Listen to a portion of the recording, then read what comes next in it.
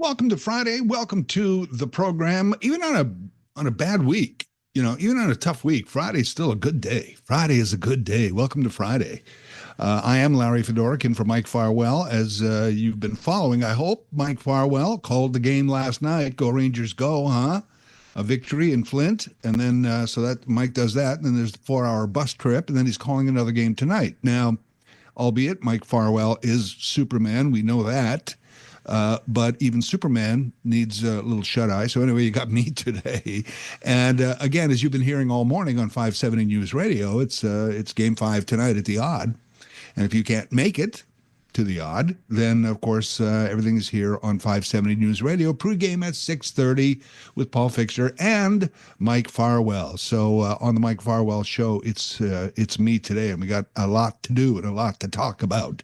The other little hockey story that I've been Oh, by the way, what did I say? What did I say when I was filling in on Monday?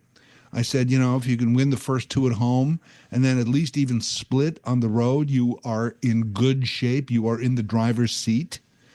And that's exactly what happened. Now, it would be nice, and people are saying, well, if we don't win tonight, the next game is Sunday back in Flint. And it's like, well, I don't want to think about that. Just want to think about winning tonight. And if you think about it, there's 3 games in the series possible left. And Flint would have to win all 3, and that just seems impossible to me. So it's not a given, but it would be nice to just win it tonight at home. And if they do, then the Rangers get a nice little rest before the next round of the playoffs. So that would be ideal. Yeah, wouldn't that be cool? Go Rangers, go. Again, pregame starts at 6:30 tonight right here on 570 News Radio if you're not going to the Odd to watch it live. The other hockey story we've been kind of watching all week, and I'm not even a big NHL fan lately. I get into the playoffs a bit, I've certainly years ago jumped off the Leafs bandwagon, and I reserve the right to jump back on at any point. I mean, for going on 60 years almost, there's no point to kind of jumping on and off. I just jumped off, and I'm like, okay, that's it. Don't get close. They made it through another round of the play, or this, or they finished this in the regular. There's nothing but the cup that would make me jump on the bandwagon again. But nevertheless, I don't follow the Leafs or the NHL that much. But I'm kind of curious about Ovechkin. And him now 3 goals away from breaking Wayne Gretzky's all-time goal-scoring record. And again, not the biggest hockey fan in the world, but or NHL fan. But I looked up the number because, as we say, he's getting closer. I was like, I'd never actually remember the number. So the number is 894. That's the record of goals in a career for Wayne Gretzky, 894. Scored that 894th goal for the New York Rangers, gosh, how many years ago. But I always thought about that record, it's like, I know Wayne was waning in his career at that point, but sure it would have been nice to come back for a few more games and hit that 900 mark. For whatever reason, it was just, they didn't, or it's not that important. He had every record in the book at the time, pretty much. So, 894 stood for many, many years, and Ovechkin is at 892. And they're playing Chicago tonight, and I believe it's 7 games that the Washington Capitals have left. So it does seem, people say, could he score a hat trick tonight and get it done tonight? Yeah, that would be kind of a great way to do it, I guess, is do it all in one game and then just notch a few more over the remaining 6 after tonight. But whatever, you got 7 games to score 3 goals, and if you do, you don't have to come back for a couple of games next season. Sign some game by game contract next year just so you can break the record. And I'm not saying he's going to retire after this year. I don't know. We don't know, but.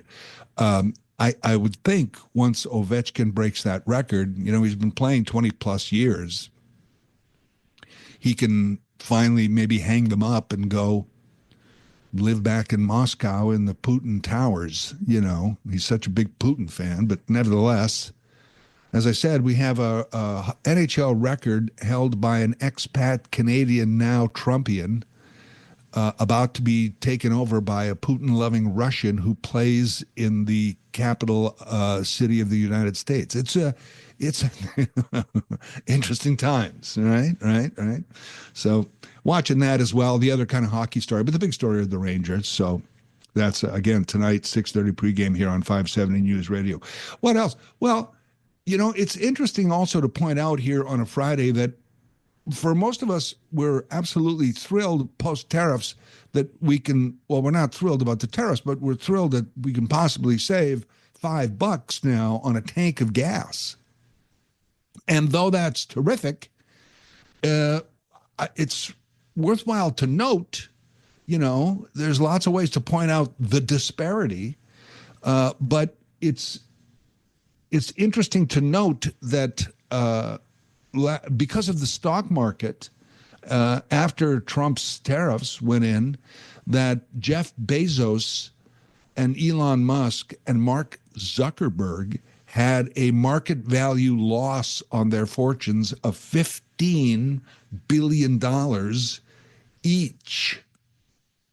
Now, the hundreds of billions that they're worth, I guess 15, Mark Zuckerberg is not sitting at the breakfast table this morning going, honey, we better not buy the whole cashews for a while. Take it easy on that. We just buy the cashew pieces until I get back up on my feet, But it's just a different world. It's, you talk about the 1%. They're the 0.1% of the 1%. The Musks and the Zuckerbergs and the Tim Cooks and the Elon Musks, but just the difference. Wow, man, they lost a market value $15 billion a piece, and we're saving $5 on a tank of gas, and we're going woohoo. At least for that, not for the tariffs in general. We have tariffs on our list of things to talk about today. We have actually a lot of stuff to talk about today. I'll go through our show lineup and get you set up for the Mike Farwell show today. I'm Larry Fedoruk filling in. This is 570 News Radio.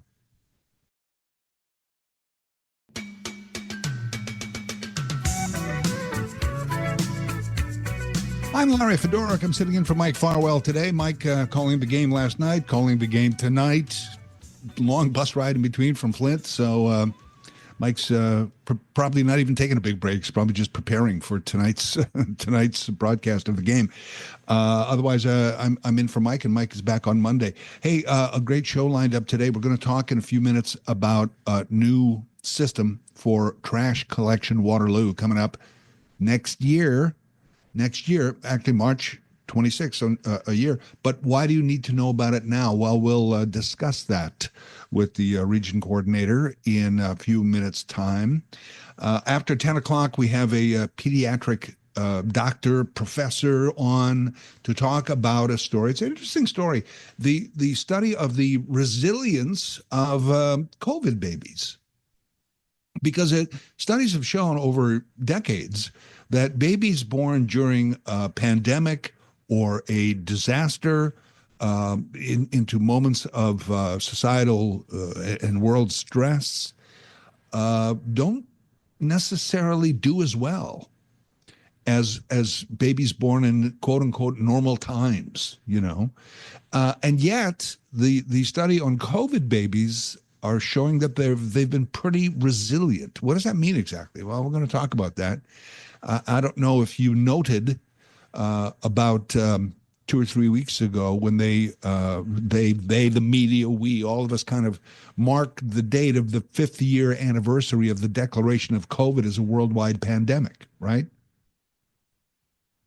Because it was 5 years, March 11th. I remember Friday, March the 13th as the official declaration. Although, and I, year to year, as the anniversaries pass, I often thought about that 25 years ago. In some cases, it feels 20 years ago.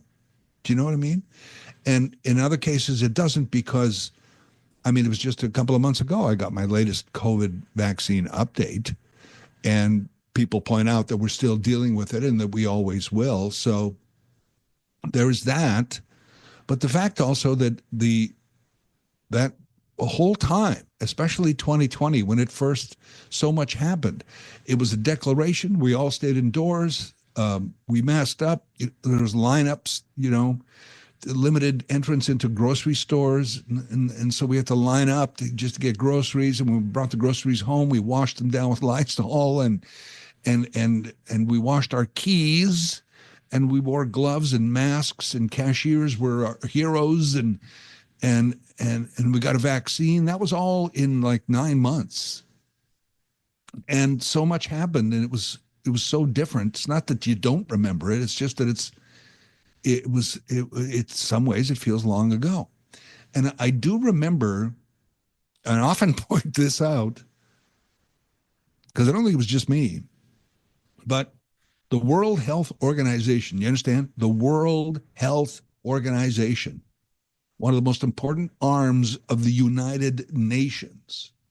Their whole raison d'etre is to study and communicate information dealing with world health and sickness and disease and viruses and epidemics and pandemics.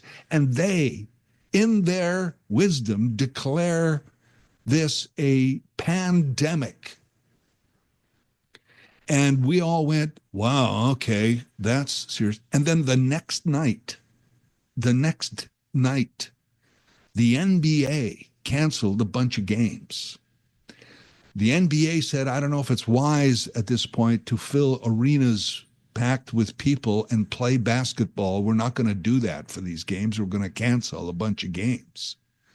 And it was at that point that most of North America went, oh, I guess this is serious, right? The World Health Organization, oh yeah, that's pretty important. But the NBA, oh well, now we're talking. It was like, it was, and I'm half kidding, because I think a lot of the people took it more serious when the NBA and then subsequently NHL and others started canceling games, and they went, oh, okay, I guess this is serious. If we're canceling sports, then it is serious. Whatever the World Health Organization said aside, sports says this is serious. I remember I had dinner reservations on the 14th of March for my daughter and I for her birthday weekend. And I called the restaurant and said, are you even open? And they were like, yeah, of course we're open. Are you kidding me? And so we went. And nobody wore masks, although all the servers wore rubber gloves. It was bizarre. It was a bizarre night. And all these memories very clear, but again, they seem so long ago. But we've just passed the 5-year mark of living in a COVID world. The line that I had was, I was blank, and then COVID happened. And you can fill in that blank with as many words as you like. And how would you fill in that blank? I was blank, and then COVID happened. And everybody's got a story. What about the babies, the COVID babies? Turns out somehow they're being born during a pandemic, a world crisis, and they're 5 years later, these babies are doing pretty good. So we'll talk to a pediatric doctor about that coming up after 10 o'clock. Of course, we have the Coaches Show today, and the other Coaches Show, that's coming up after in the 10:30 half hour. And then at 11 o'clock, it's our Friday 4 panel. So we have that discussion on various topics, including the federal election and tariffs and much more. And then at 12 o'clock, it's the 12 o'clock Talkback Hour, where we open it up. It's all you. During that hour, all your calls and your feedback and talkback in that hour, noon to 1. So that's the plan today for the Mike Farwell Show. I'm Larry Fedoruk. Back in a moment here on 570 News Radio.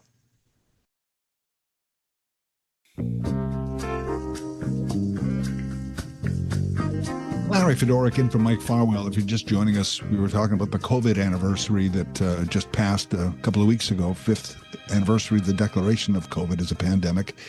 That has since been removed, but that was 5 years. Seems strange. And we're talking to a pediatric doctor coming up after 10 o'clock this morning about COVID kids, babies born in that period in 2020, and how they're pretty resilient. Whereas babies born during a pandemic or a disaster of any kind often don't do as well, but the COVID babies seem to be doing great, nevertheless. So it got us thinking about the other COVID story. I don't know if I've shared with you before, but I always wonder because COVID was declared on March, mid-March 2020, but we'd already been talking about a coronavirus that was out there and possibly turning into an epidemic or pandemic. We'd already been talking about that, if you recall. And at the end of February, like it was right at the end, I went to a town hall meeting in my neighborhood, people who were against a local development here. And so it was kind of a chilly night, late February, but walkable. So I walked the 15 minutes to the high school auditorium where the town hall meeting was. And we all gathered in this auditorium, and I spoke. Many of us spoke.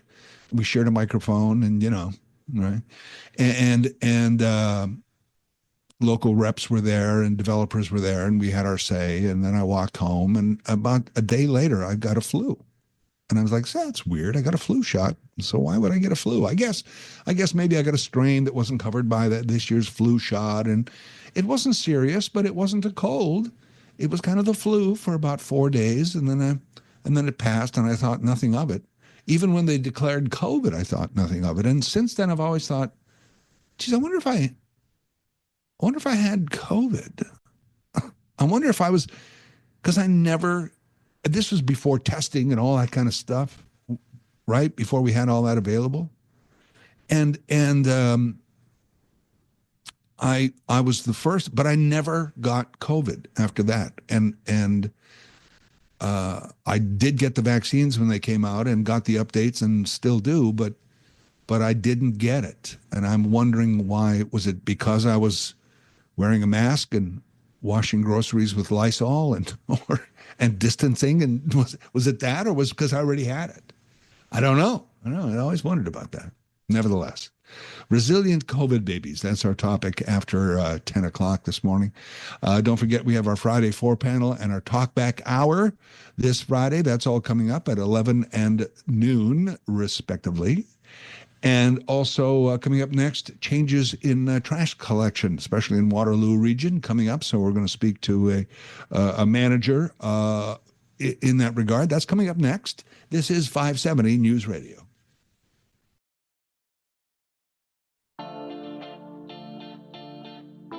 As mentioned, we're going to be talking about COVID, more specifically, a pediatric professor and doctor about the resilience of COVID babies. Again, the premise being that babies born during pandemics and disasters and crises don't often do that well for a number of reasons, which we will discuss.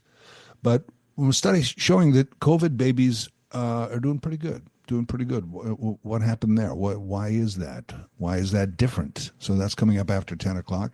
After 10:30, Coach's Show on this important hockey day, on this important Rangers day.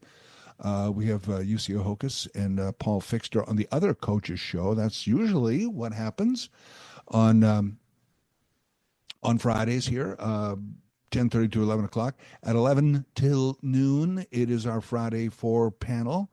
And we'll discuss various topics, including this week of tariffs, and was Canada spared, and of course not only the tariffs, because maybe you've heard enough about that, but it's a fact of life now. This self-induced trade war that Trump has started, but what we're doing, the sort of the made in Canada, shop local, all of that stuff that we're trying to do locally, made in Canada, product of Canada, which are two different things, by the way, as you know, and all the things that we're doing to kind of battle these tariffs. That'll be one of our discussions on our Friday 4 panel, along with the federal election. Also, I don't know if you heard this, Thames Valley School District memo on Tuesday that went out from the interim director of that school district. He sent an email memo out to everybody saying that there was going to be a $10 a month. Was it $10 a month or $10 a week? Nevertheless, There's going to be a parking fee for teachers and staff at the schools. And not only that, but it was retroactive to last September. So you're going to owe X number, and then it'll be $10 per for parking at the school if you're a teacher. And April Fools, but it was an April Fool's joke. And I guess as April Fool's jokes go, it wasn't that bad. Do you know what I mean? I mean, it's not, it wasn't in super bad taste or anything. But anyway, a lot of people got upset. So I thought we'd discuss that on our Friday 4 panel, vis-a-vis A, the joke itself, B, should we cancel April Fools? Like, or is just, have we lost our sense of humor?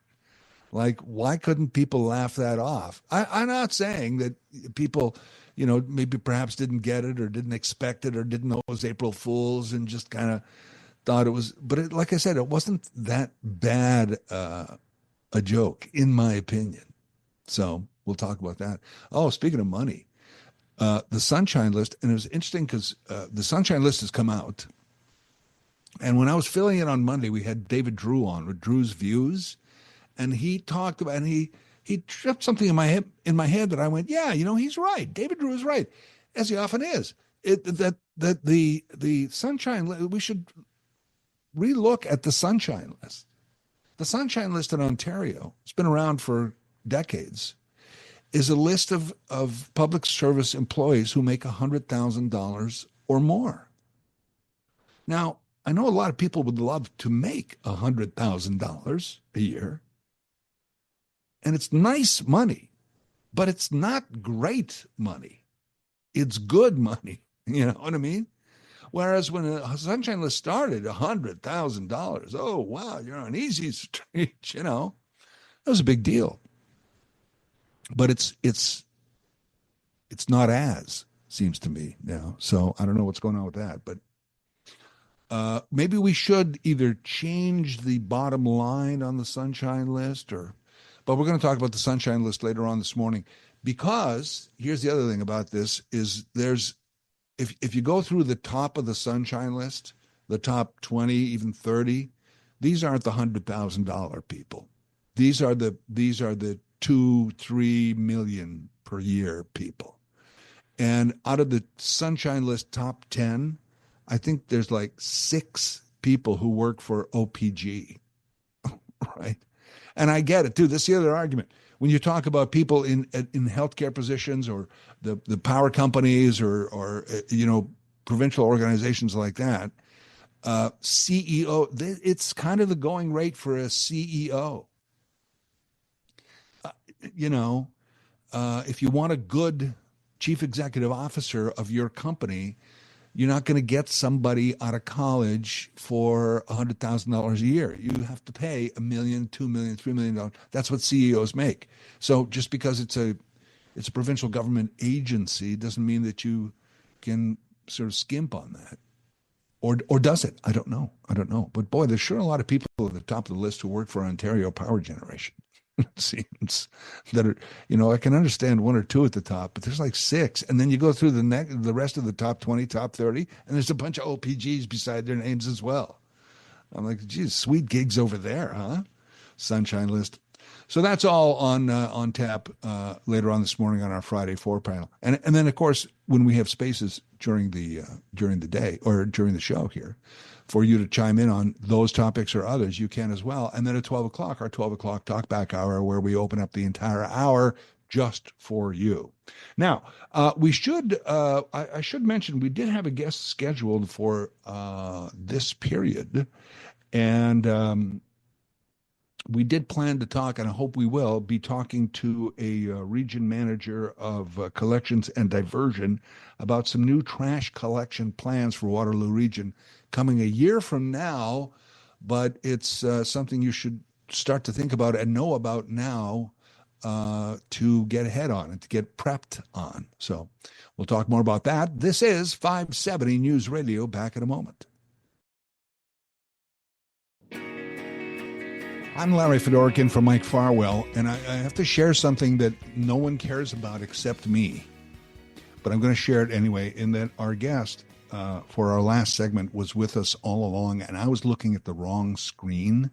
So our guest has been sitting patiently for all these minutes while I was blathering on about other things. So I apologize to our guest. We were going to and will be talking about changes coming to garbage collection in Waterloo Region. Our guest is the region's manager of collection and diversion. Olivia Kwok is joining us. Hello, Olivia. Hi, how are you doing? Thanks for waiting. Sorry about the mistake there and the mix-up on my part. No worries. I was just waiting for my cue to come in. Oh, and I will be putting my brain at the curb for collection any minute now, so we can take care of that.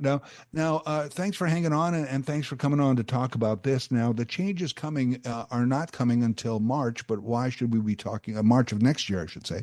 Why should we be talking about them now?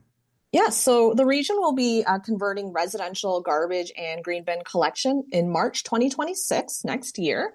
However, we wanted to start the conversation now and let the community know about the changes that were coming. So we thought this would be a great time to kind of, tell residents about, what's changing, why is it happening, and answer questions along the way. Okay, why is it happening? What are the changes? I mean, I guess it's the cart collection, if we want to call it that, is the big change, and we can explain that if you will. Sure.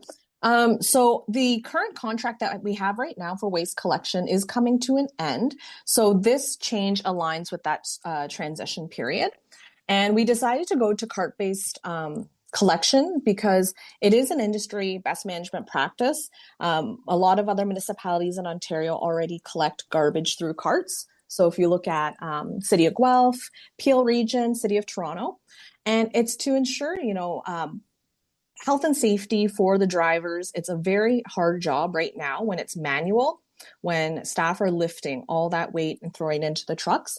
So we're trying to make the job safer, and we're also trying to build efficiencies and also reliability in our service. So we thought this is the right time to switch over in March 2026. All right. So the cart is what it is. It's got wheels. It can be carted out to the curb, and then it's aligned so that I think we've all seen these somewhere, where the forks come up and actually do the work of the lifting.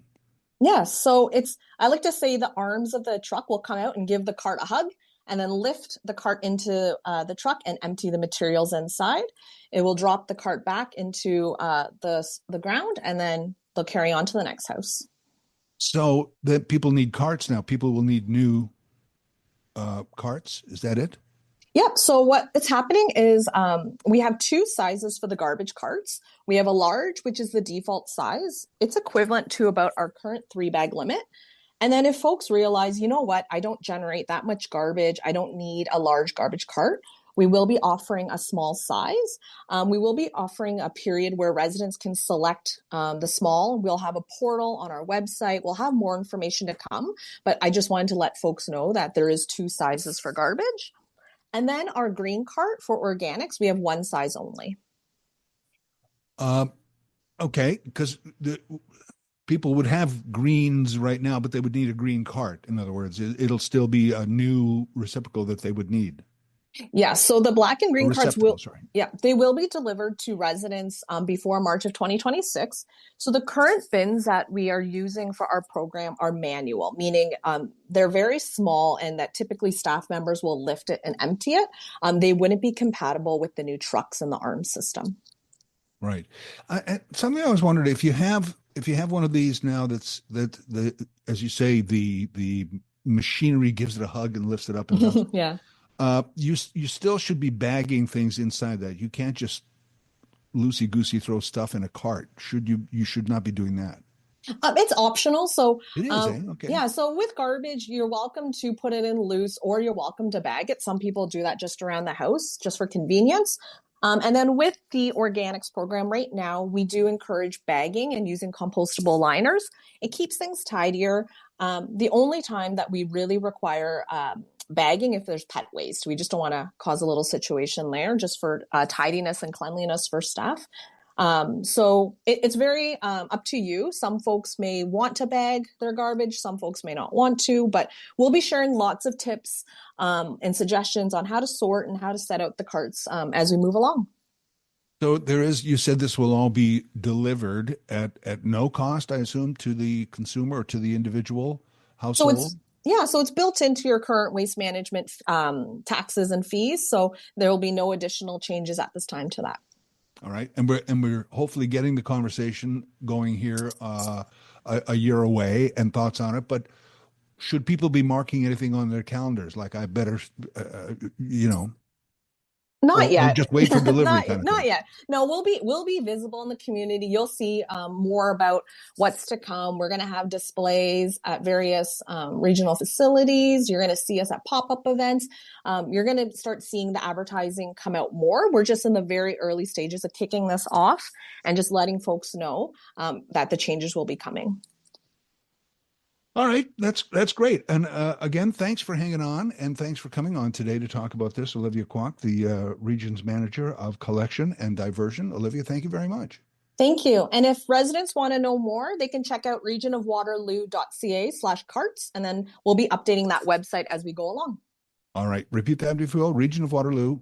.ca/carts. Slash carts. All right, Olivia Kwok, thank you again. Thanks. Have a great day. You as well.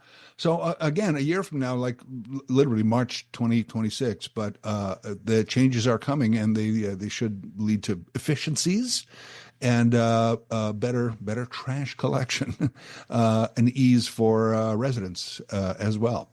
More in a moment. This is 570 News Radio.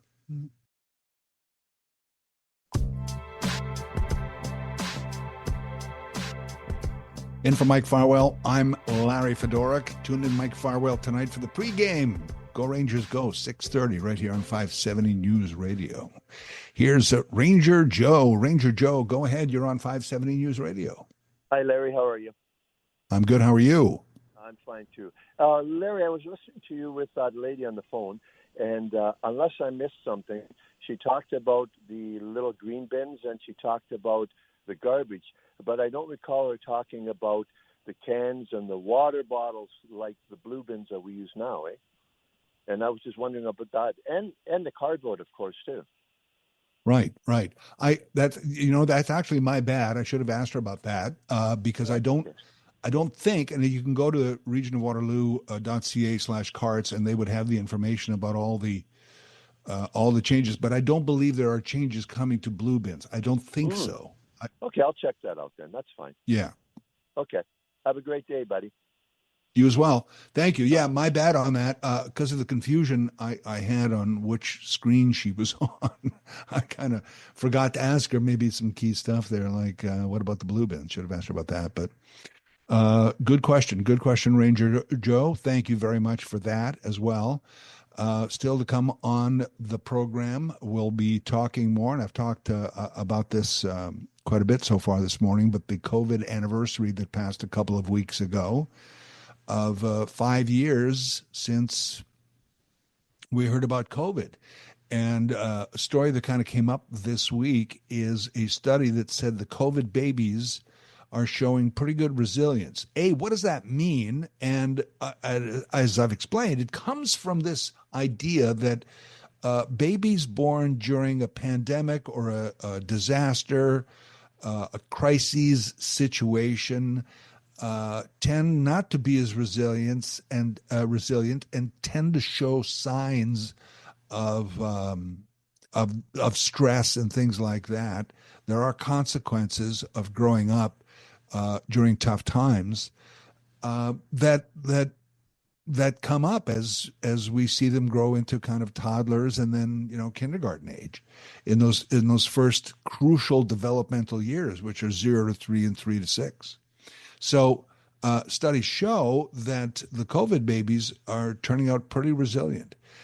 It's interesting because as grown-ups who've lived through it, there's also us. How resilient have we been? And there's been some studies on that. Studies on kids who were, and we've already gone through that, who didn't have graduation, or had a whole year where they didn't go to school, and they didn't have an official graduation, and then suddenly they were thrust into post-secondary education or into, so all the way through the demographics and through the different institutions and through the different levels of learning and through the different jobs and things that there's been this consequence for all of us. And I think kind of it's interesting, and on our reaction itself. And there's been some talk about that, because the other thing is it got so politicized, and it still is. Did we do it right? Why were there mandatory mask, mandates? Why did we have to do this, that? Turns out distancing maybe wasn't that necessary. All these things that, if we can unpoliticize them and study them as a reaction to a pandemic, then we can learn from it. But we'll do the babies. We have a pediatric professor, doctor, coming up next to talk about that. This is 570 News Radio. And speaking of the Rangers, the Coaches Show and the other Coaches Show with Paul Fixter is coming up after 10:30. So Mike Farwell joining us on the Mike Farwell Show after 10:30. And, of course, Paul Fixter as well on the other Coaches Show. That's all coming up after 10:30. As I've been mentioning a couple of times so far on the show, it is a 5-year anniversary of the declaration of COVID as a worldwide pandemic. Is that, why am I being repetitive there? Pandemic is worldwide. That's by definition. Okay. It has since been declared over as a pandemic, but here we are. And looking back, what about the pandemic babies? They are turning 5, and how are they doing? Joining us to talk about that, he's a registered psychologist, professor in the Department of Pediatrics and Community Health Services at the University of Calgary. Jerry Giesbrecht is joining us. Hello, doctor. Good morning. Good morning. The story is that these 5-year-olds, these COVID babies, are more resilient. Let's first explain that, if you will, about how babies generally born during a pandemic or a disaster or crises tend to not do well in the early years of development. Sure. So we know from previous disaster studies and some pandemic studies that when kids are born during these really tough times, they tend to develop in non-optimal ways. Either their development is sort of delayed, or it is not as fulsome as we would expect during sort of other, say, more typical times. And the key thing about these kinds of experiences is that we always see some kids who are more severely affected than others. So in every disaster situation, we see some kids remarkably come through with, what we might consider to be average or normal development. But there will be a larger portion of children who are suffering sort of negative developmental consequences, not achieving what they are, not achieving their potential.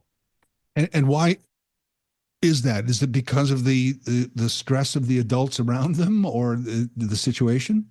Yeah. So, there's many factors. One of the big ones that we've been studying is the stress of the adults. So we measured sort of the objective stressors that adults face, things like working from home and providing childcare simultaneously, or losing your job, or having an older parent with COVID who you're trying to care for but unable to go into the facility.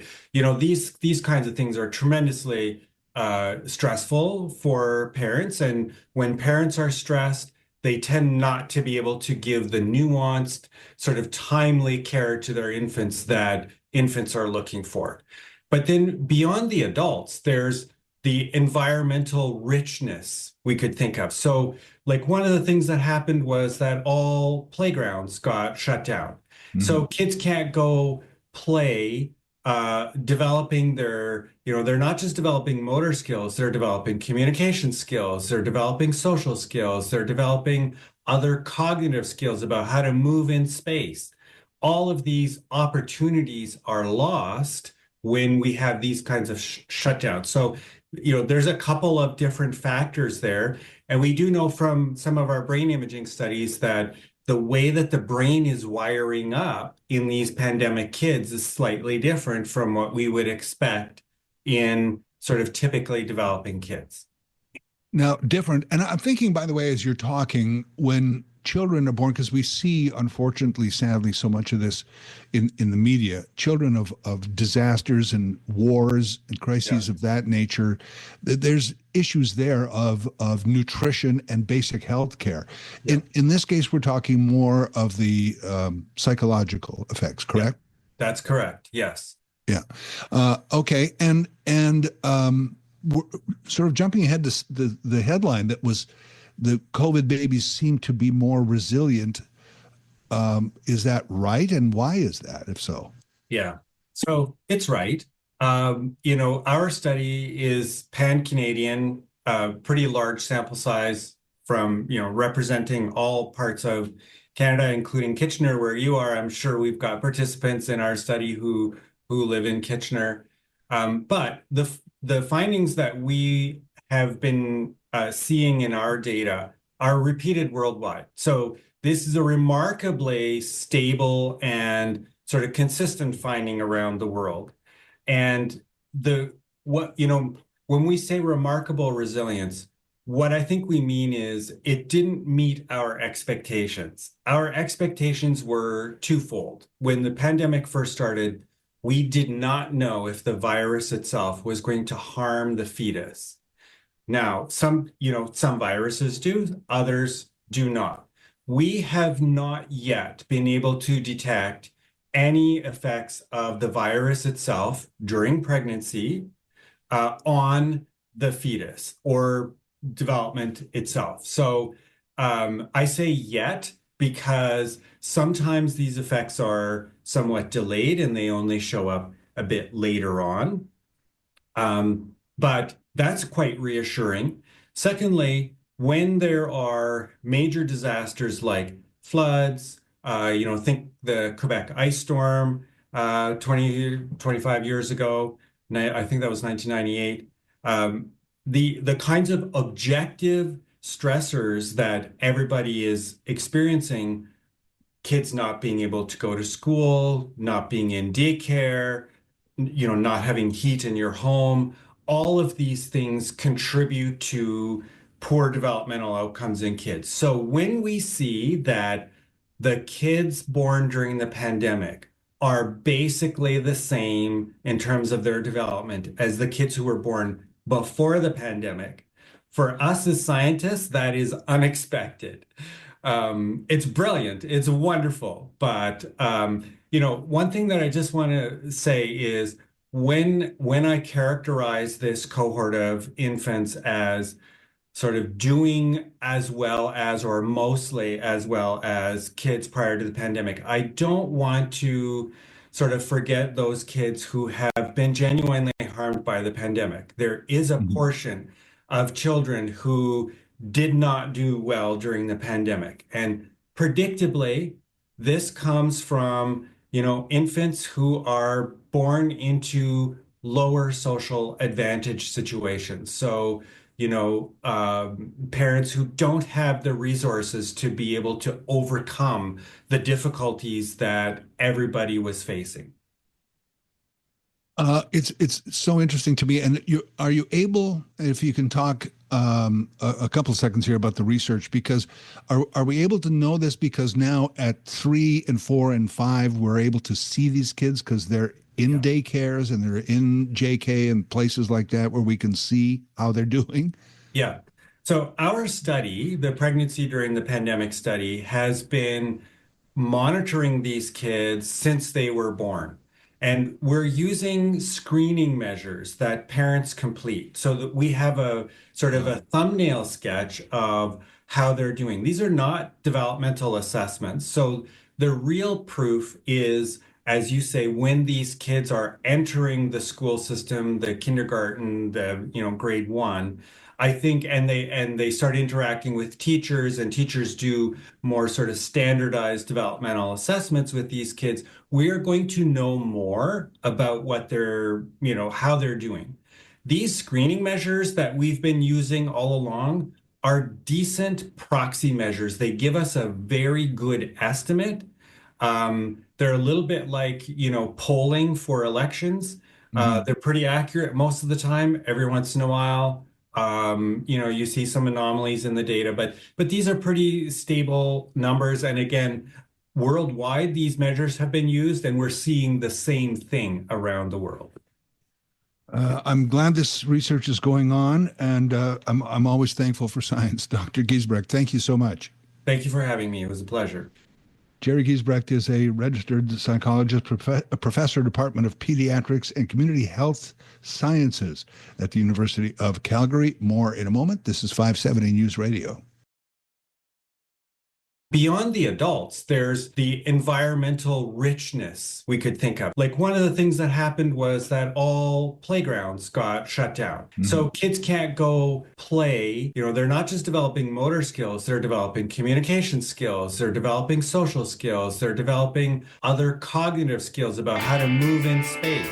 All of these opportunities are lost when we have these kinds of shutdowns.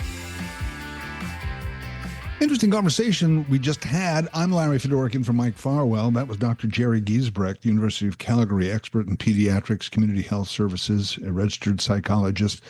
The story is that the study of COVID babies who are turning 5, showing that they're more resilient than other studies that looked at babies born during pandemics and disasters and crises, crisis times. And that really affects psychologically an infant's and a toddler, subsequently toddler development for a number of reasons, some of which you just heard there as the doctor outlined. And again, and I'm glad the doctor made this point, not to take away from all the babies and young children who suffered because of the COVID pandemic. And number one, it's not that the virus itself affected the fetus. It's that the baby was born, and then all the psychological stress around the environment of parents working from home, as the doctor said, playgrounds being closed. There's no social introduction there for young kids because you can't have people together. We have to stay at home, and all of that. Not that it didn't have an effect, but that I don't know. I'd be interested to find out as the more they study as to why exactly there is a greater resilience. Maybe because of the amount of attention that was paid. I'm guessing. I'm not a doctor. I'm just playing one on the radio right now. That all the attention that was paid to it and all these kinds of stories were there during COVID of the effects of not being able to go out or not being able to socialize, or kids not being able to go to a daycare or a kindergarten or a school. And that we realized this as it was happening and we tried to make allowances for it. Maybe that's why. Maybe it was our own personal efforts. And then again, there is that line that the doctor mentioned too about resources. I'm a big fan of a Dr. Robert Sapolsky. If you ever have a few minutes, one of his books is called Why Zebras Don't Get Ulcers. I don't know if that's the exact title, but it's very close. Why? And if you don't read the book, he does a TED talk on YouTube on this. And he's not only a biologist, but he's a neurologist and a neurosurgeon as well. Like, this guy is like super educated. And when you see him, you'll know Dr. Robert Sapolsky because he looks like he should be lead singer for the Grateful Dead. He looks like Jerry Garcia, except with more hair and more beard. Like, he really does. But just the smartest guy I've ever heard. And one of the things he looked at when he talked about development of young people, he goes, the biggest mistake you'll ever make is being born poor. And he was speaking tongue in cheek, of course, but one of the greatest disadvantages to the psychological development of young people is resources. Just not having resources, being born into an economically challenged or poor family, which levels of sociability, of attention, of even nutrition, and just opportunities given to you can really affect your development. And Dr. Giesbrecht in our interview pointed that out too, because of sometimes of economic challenges, on top of pandemic challenges, that can lead to the development or lack of in a young person. So there is that. But on the side, Robert Sapolsky, if you ever get a chance to spend some time with him on YouTube, very interesting individual. This is 570 News Radio. Larry Fedorkin from Mike Farwell. More in a moment.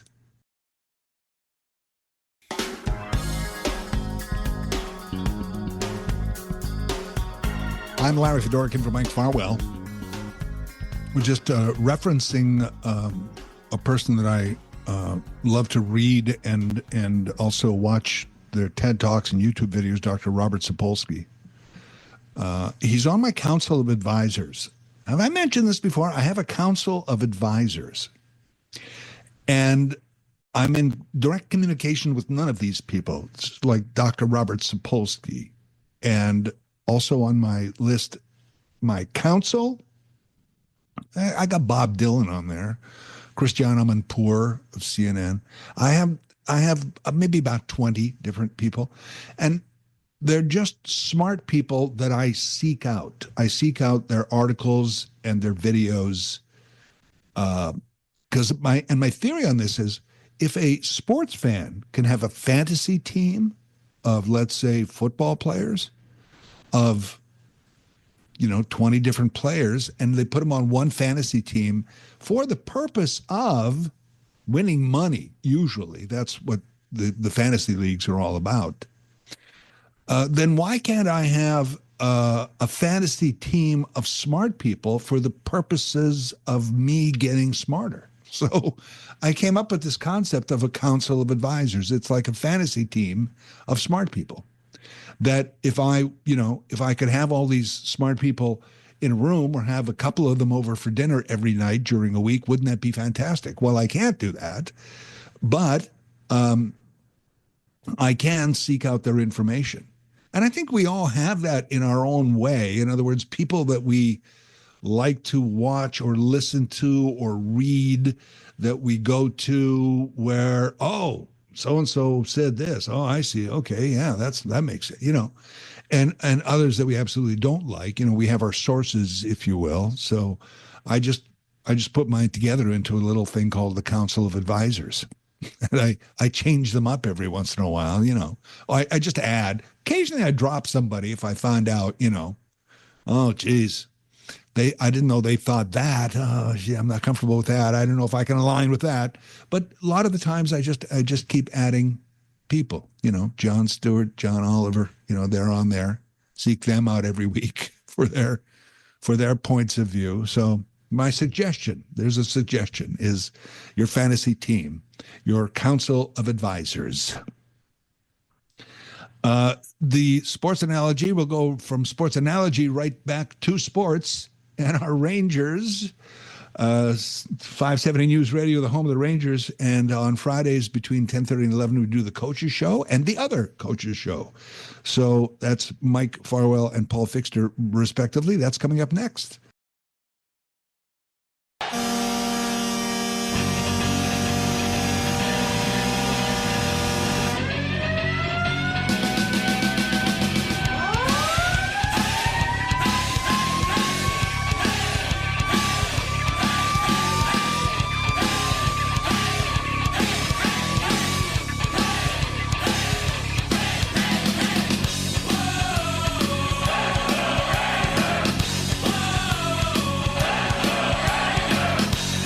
You feel like you're at the odd, right? Hope you can be at the odd tonight. 6:30 is the pregame on 570 News Radio. If you cannot be, catch all the action right here, 6:30 pregame with Paul Fixter and Mike Farwell. And We're saying all this right now because Fridays, as always, we have the coaches show with Mike Farwell and, of course, Jussi Ahokas. Here he is. Here's Mike. Jussi, you said after the game last night that your team played a smart game. What do you mean by that? What did you see from them? I think second and third managed the puck well. We defended above. We were in good places. We didn't force plays, and we did what you have to do when you're leading a game. But still, we played hard, and we didn't stop playing. So that's what I mean when we play smart. You were able to turn the other cheek. You didn't get involved in a lot of the stuff. You only took 3 penalties on the night. Was that part of the message to the team going in, that you had to be Should disciplined? I be hearing that? Oh yeah, of course we won't get bullied, but you can't be dumb. And then again, rather score power play goals than have to kill a lot of PKs. How important were those power play goals to see them come in the game? Oh, it's important. Like the game before, we didn't score when we had good chances, and now we did. So it's always, it gives you ease. Like the Humphreys goal, it was huge to give us the 4-1 lead, and then again I thought we had good looks the whole time. So it's when it's going, it's a big difference in playoffs.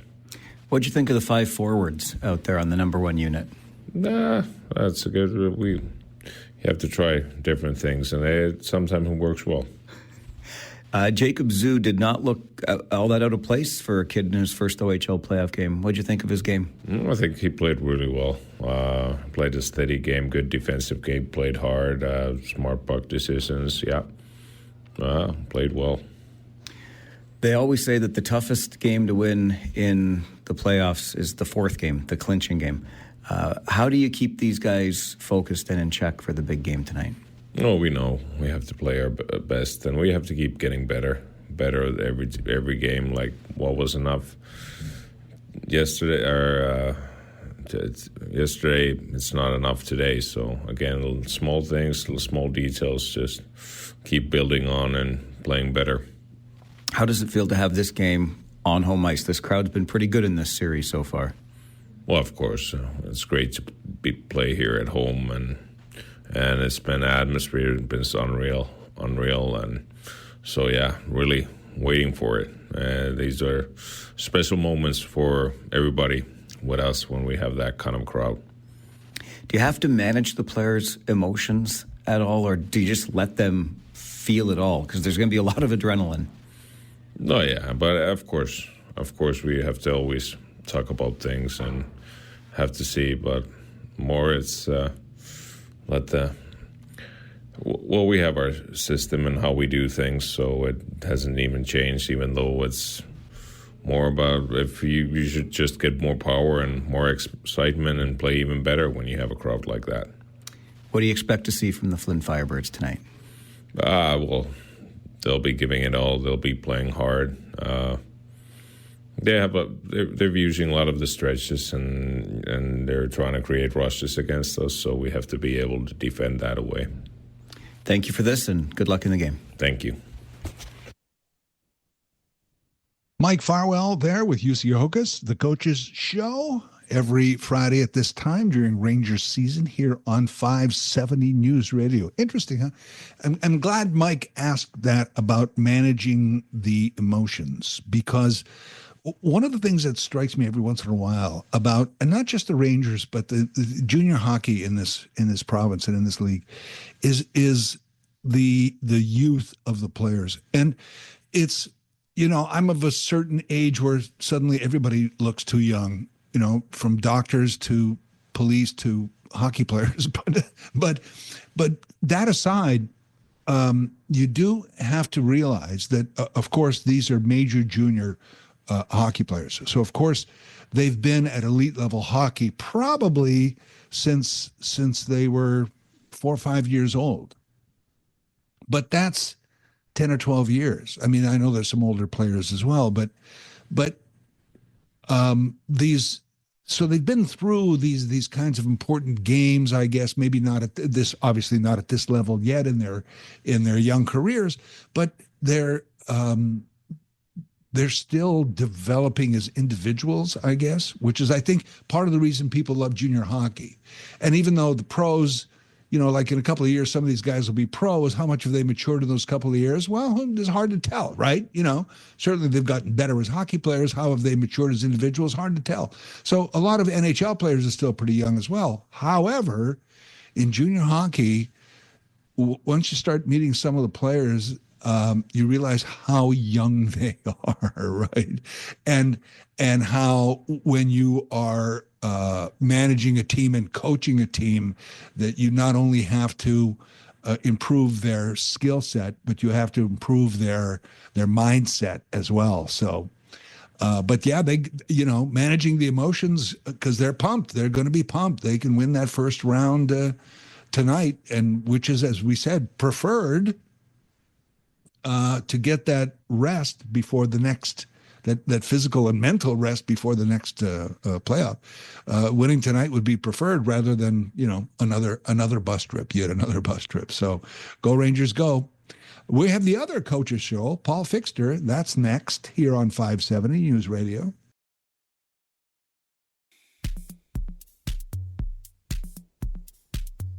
Larry Fedoruk in from Mike Farwell. Just listening to that ad about the Chicago tribute band.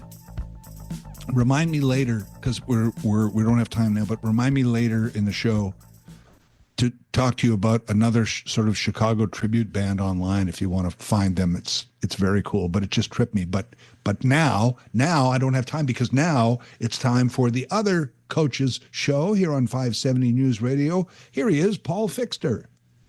Well, it's a Friday morning tradition that we keep right into the playoffs. And don't get too comfortable over there, Larry Fedoruk. The tradition is not that I'm not here and you are here, but thank you for filling in. The tradition is that it's a Friday, it's a game day. And so we just heard from the head coach with the coaches show. And now we have the other coach, Paul Fixter, who's basically a roommate at this time of year as well, joining us for the other coaches show. First and foremost, Paul, how good is it to be home?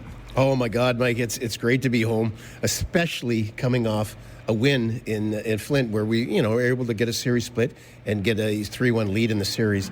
You want to win both games on the road, but when you lose the first game, which Kitchener did 2-0 on the great performance by Nathan Day, a split is pretty good, and that's what they've done. They've put themselves in a position to close out the series here tonight in Kitchener, Game 5 on Friday. Yeah. So. And we'll talk more about that, but I also want to just expand a little bit more, because I think, all things considered with what's going on politically in the world today, we had ourselves a pretty darn fine trip to the United States, no issues at the border, et cetera, et cetera. And you told a great story on our broadcast last night that I want to bring back onto the other coaches show here today about our dinner at the Redwood Steakhouse. Yeah, I'm plugging it in case anybody wants to go to Flint and check it out. The meal was decent, but the service and the people that we met made it that much more special. Well, they did. They gave us a private area, and they played the Tragically Hip. When I first heard Bob Cajun, I thought, that's one of my favorite songs. And then it was song after song after song. So they put the hip on, knowing that we're Canadians. Tremendous meal. We were well fed. Great hospitality.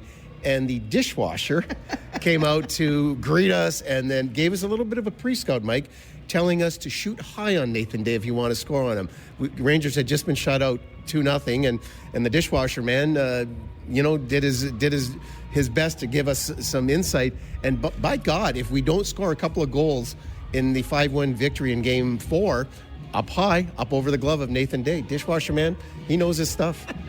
And it got even funnier after that, when we were trying to find out then from Dishwasher Man where Nathan Day lives, so that we could, go and do something to the house to make sure that he couldn't in some way have another great performance. But it was a lot of fun. We met some great people.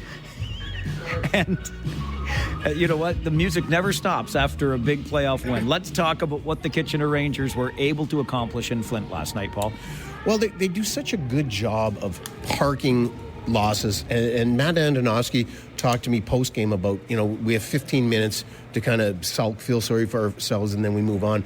The other thing Kitchener does is, after a victory, it's really about 15 minutes as well, and you move on to the next game. And I think the coaching staff does a real good job of making sure these guys are aware of what's at stake. And, let's enjoy it, but there's still one more game for this series to close out. And the deciding game in a series is always the toughest game to get, Mike. And, Flint's going to put up a good battle, I think. They enjoyed, I'm talking to their head coach, they enjoyed playing games 1 and 2 in Kitchener because of the crowd, because of the excitement. And they realized, hey, they're not cheering for us, but it's just a pretty good environment to play in. I think we'll see Flint come out and give it their all. And, I expect them to be a little bit more disciplined. If they're going to listen to the coach, that would be one message I would be sending to the team. Hey, guys, give yourselves a chance to stay out of the box, because Kitchener's power play has now scored 5 goals in this series in 4 games.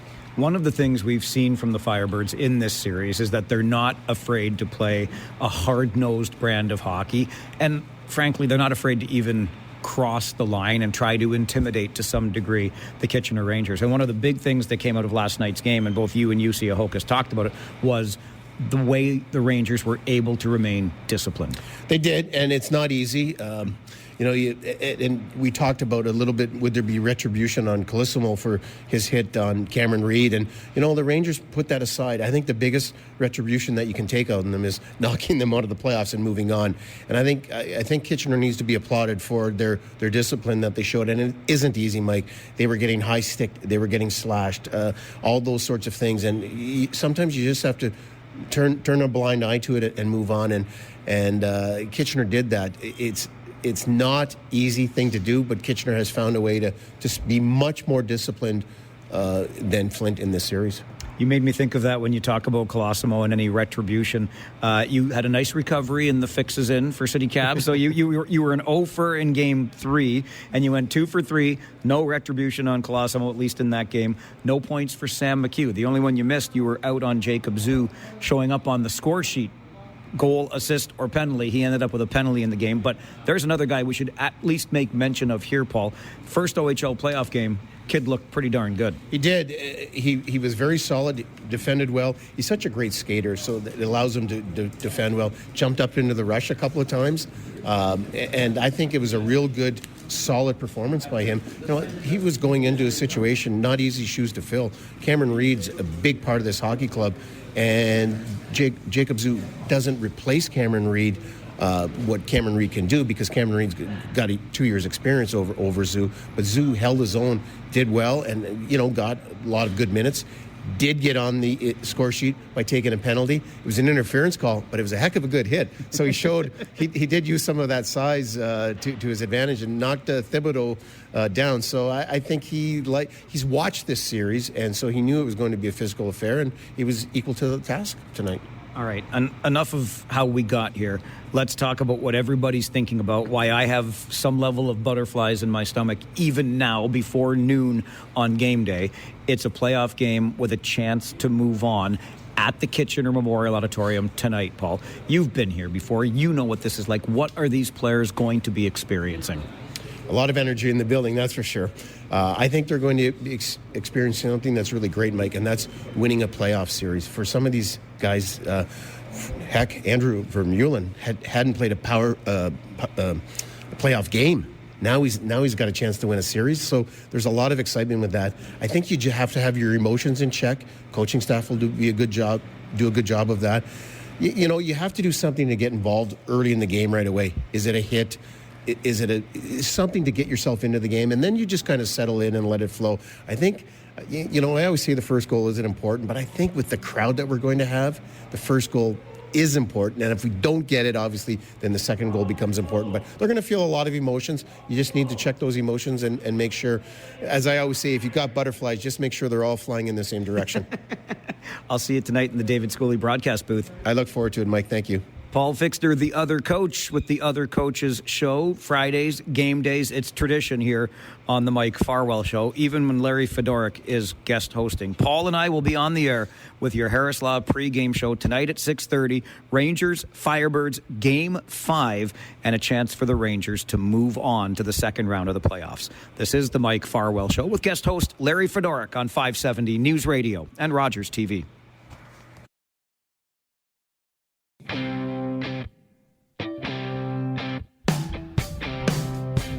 Larry Fedoruk in for Mike Farwell, off topic of what we've been talking about so far, but I was just reminded when I heard that advertisement moments ago on 570 News Radio about Brass Transit, the musical legacy of Chicago, Center in the Square, April 12th. And recommend you do that. Fantastic performance by this legacy Chicago band. It reminded me about 5 or 6 years ago, my brother turned me on to this band called Leonid and Friends. Have you heard of these guys? Leonid, Leonid and Friends. And they're on YouTube and Facebook and all this kind of stuff. And they do covers of Chicago mostly, but they've branched out now to kind of big bands like Earth, Wind and Fire, Blood, Sweat and Tears. They did a Lighthouse cover. They're from Russia and Ukraine. Leonid himself is from Moscow. And the story goes he's a musician that when he turned 60, about a decade ago, he decided to retire, and he wanted to do a passion project for himself. He wanted to get a bunch of his friends together in a studio and cover a Chicago song because he always loved Chicago, the band. So he's got no way of getting all the music sheets. So he, as a musician and arranger, from a record, he takes the songs and he writes the music for each instrument, like guitar, trombone, bass. He writes it out just from hearing it. Like, amazing, right? And then he gets his friends, best musicians together, and they record this song and video, and they post it on YouTube. Chicago loves it so much, they post it on their website. The thing explodes. They actually tour, and it's Russians and Ukrainians, and they still play together even during these times of war. And they tour like the world, including Canada. They've toured, Leonid and Friends. So if you're into Chicago stuff, there's another one for you can find. It's our Friday 4 panel. It's coming up next here on 570 News Radio. And with guest host and 3 panelists, that makes 4. The Friday 4 panel is here. Please welcome our panel. He is a professional speaker, author, and retired public school board trustee. John Hendry is here this morning. Good morning, John. Morning.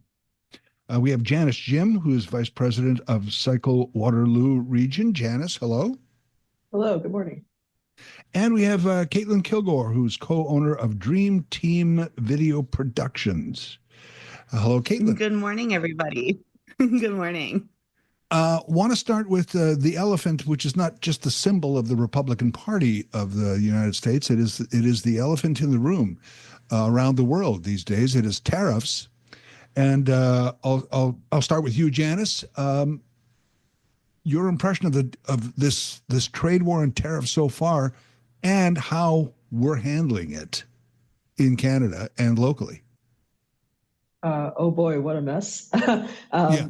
Just the numbers that they came up with are completely arbitrary.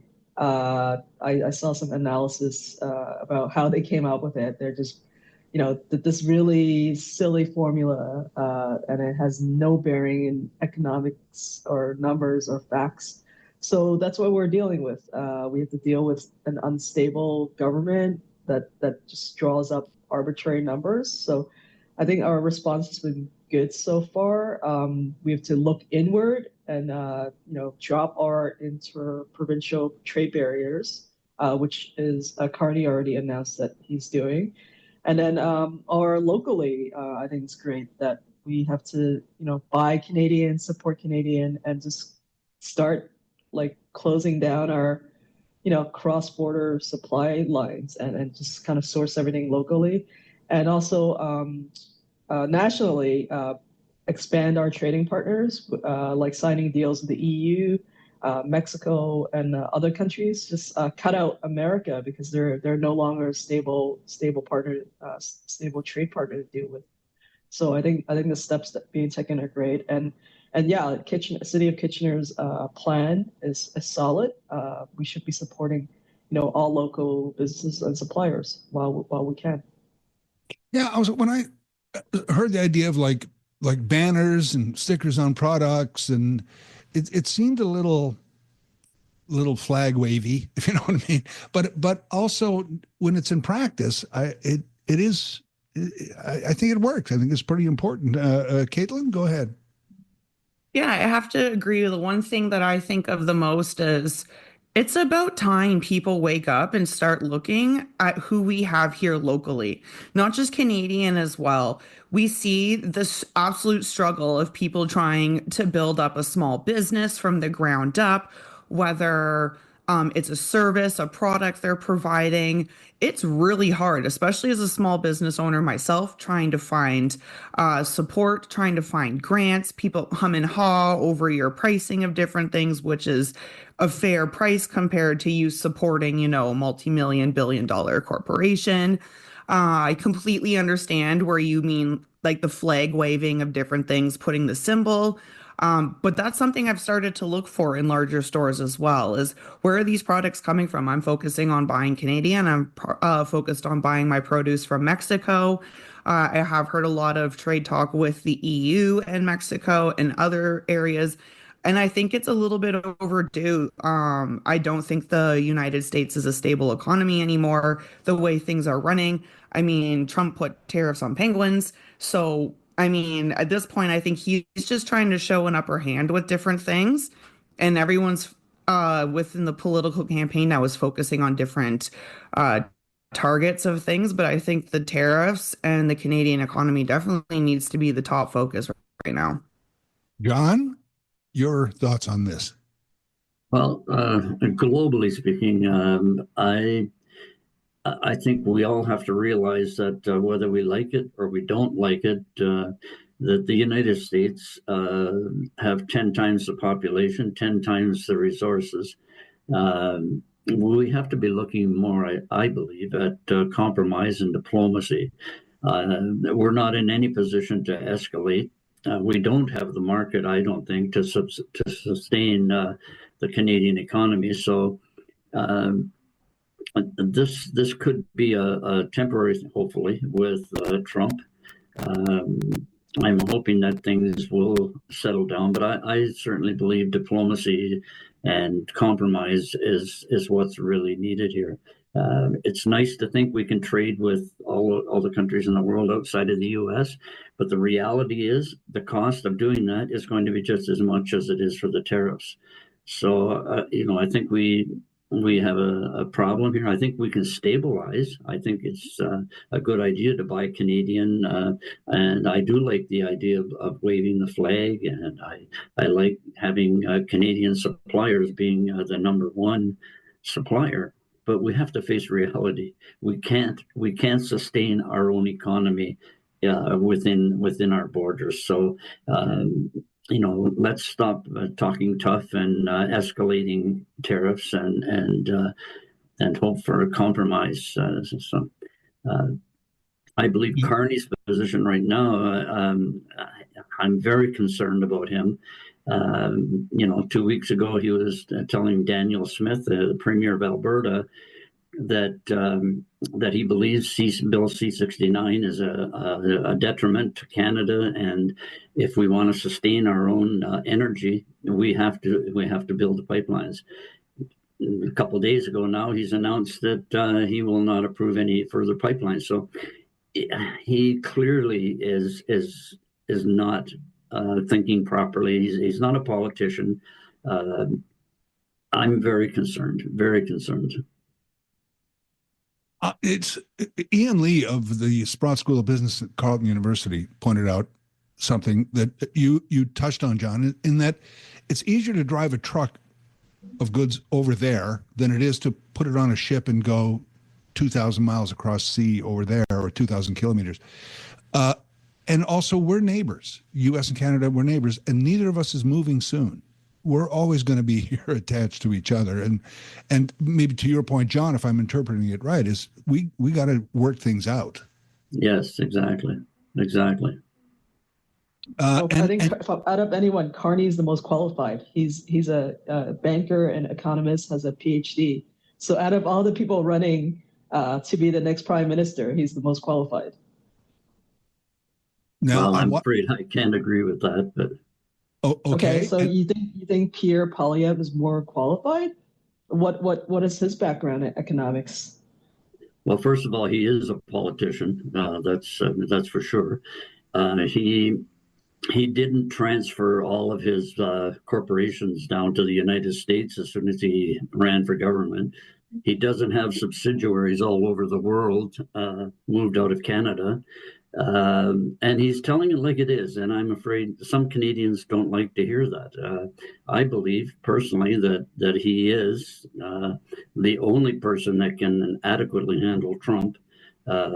Carney is just too wishy-washy. And let's be honest, you can have a very good prime minister, but you've still got the balance of that cabinet were part of that corrupt Trudeau government. So, you got one new face and the balance are the same old story. So I believe Canadians will probably see through that. I don't want to interrupt the conversation as it's getting good, but the Canadian federal election is item 2 on our list of things to talk about, and we're nicely segueing into that. Let's pick that up when we return with the Friday 4 panel. This is 570 News Radio. I'm Larry Fedoruk in for Mike Farwell, and our panel today is John Hendry, Caitlin Kilgore, and Janice Jim. And we kind of segued into topic 2 today on the panel, which was the federal election.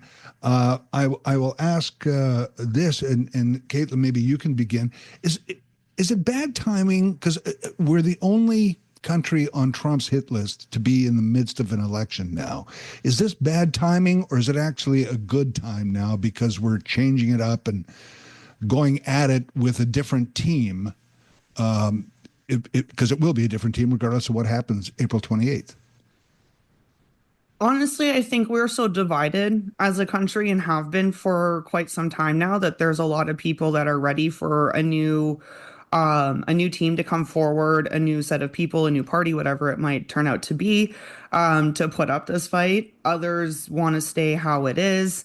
It is a little bit of a bad timing, I guess, just because of what is happening.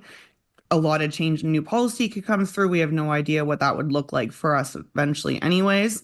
But I really am enjoying this whole elbows up Canada thing. I think it's kind of funny, the little hockey term in there for us. That makes me kind of happy. But I think it's also time that the world wake up and see, we're not these nice little pushover people, these super polite, yes, please, I'm sorry. We can stand up for ourselves. We know how to fight.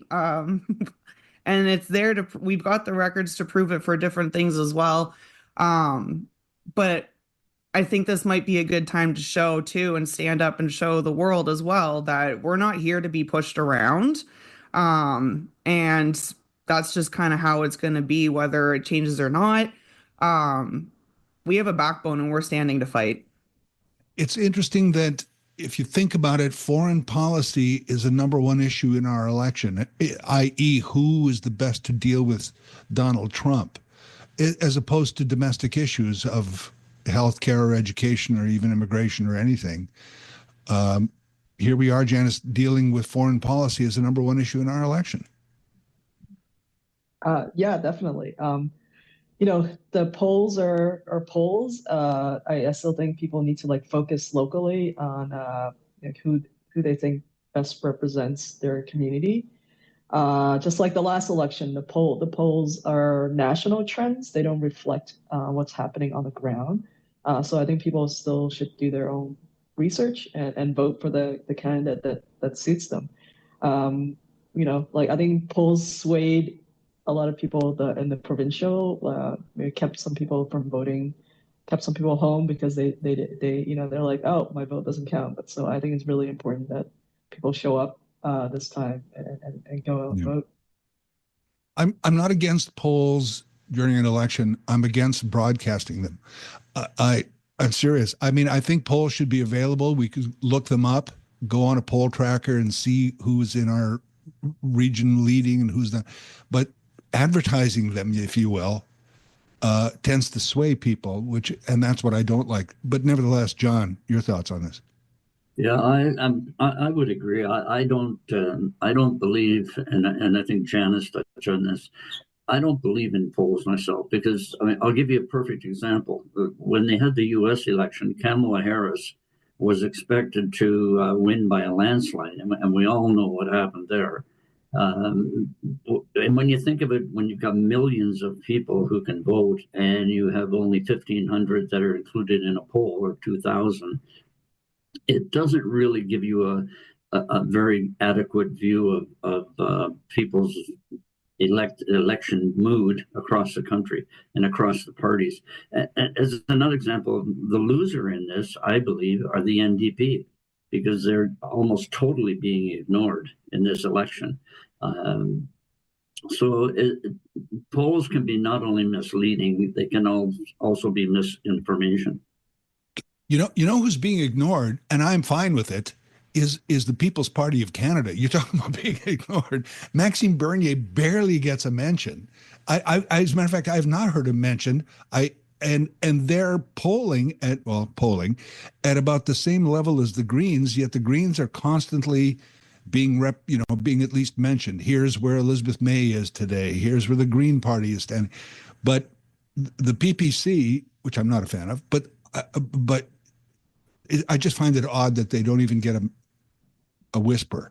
So, well, probably, if I may, I think in that respect, the Conservative Party now have Poilievre, who is a strong, very strong leader, and he's a very outspoken. And some of his policies I don't agree with, but they sort of align with a lot of the things that PPC are saying, and so obviously that would sort of put them in the background. But I agree. I mean, probably that party will disappear because, I mean, in 3 elections now, they really haven't gone anywhere. So yeah, they run a pretty full slate of candidates. And I always go that I think it was the Aaron O'Toole convention where Maxime Bernier came, was it him or Scheer? Anyway, Bernier came within a hair of becoming the leader of the Conservative Party. And think about that scenario, what would have happened, how different it would have been. But anyway, I'm a little late for a break here. Our traffic and weather. We'll be back, though, with our Friday 4 panel, 570 News Radio. In for Mike today, I'm Larry Fedoruk. John Hendry is here, Caitlin Kilgore, Janice, Jim, John. With all of this going on, do you think we'll actually get a decent turnout, a voter turnout this time around? I certainly hope so. I believe we will, because I think regardless of the party, regardless of your position, every one of us are together in terms of concern and worry about the future. And so I think we are going to have an extremely good turnout this time. It would be comforting to have that. After 30 years of elections on the school board, I can tell you that it's pretty depressing when you only get 20% or 23% of the population taking the time to vote.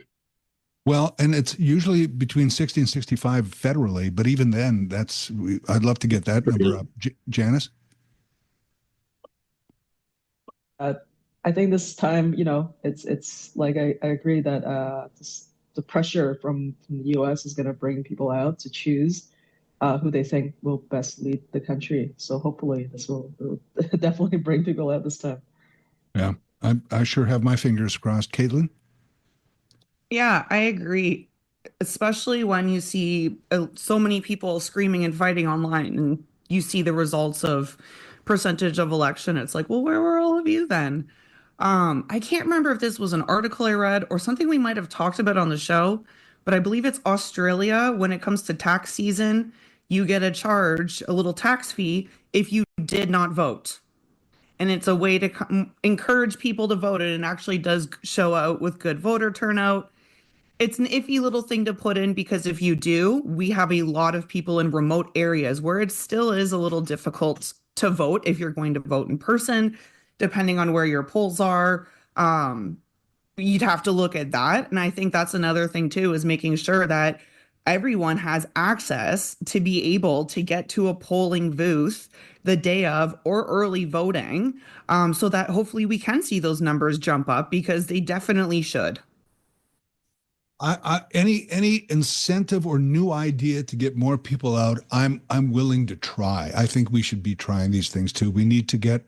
It is so important. And John, you pointed out that it's for trustee or the provincial voting, municipal voting turnouts are even lower sometimes, and those are even more important, I say sometimes, than even the federal ones. So love to get people out. We'll switch topics here when our Friday 4 panel returns. This is 570 News Radio. And on the esteemed Friday 4 panel today, John Hendry. He's a former public school board trustee, also a professional speaker and author. Caitlin Kilgore is co-owner of Dream Team Video Productions. And Janice Jim is vice president of Cycle Waterloo Region. And on the panel today, this is kind of an odd topic, and it's kind of twofold here. I'll start with the actual story. And the story was that this past Tuesday, April Fool's Day, Bill Tucker, who was acting director of the Thames Valley District School Board, sent out an email memo saying there'll be a $10 charge for parking for teachers and staff at all schools, and that it's retroactive to last September. People got very upset. Oh, April Fools. But by that time, people were very upset about this whole thing. What did you think of the prank, first of all, John Hendry? Well, personally, speaking as a past trustee, I think people have become way too sensitive. When you're with the school board, whether as an employee or a trustee, directors of education are they're very, very busy. They're not really in touch with the staff that much. And I believe, it's an opinion, but I believe he was reaching out to have a little sense of humor. If I got the memo, I would be upset too, quite honestly. But then when I got the next one saying it was April Fool's, I said, that's a good one. You got me on that one. But people have become so sensitive that they take this personally, and I think we have to loosen up a bit. That would be my feeling of it, but Janice, Jim, what do you think?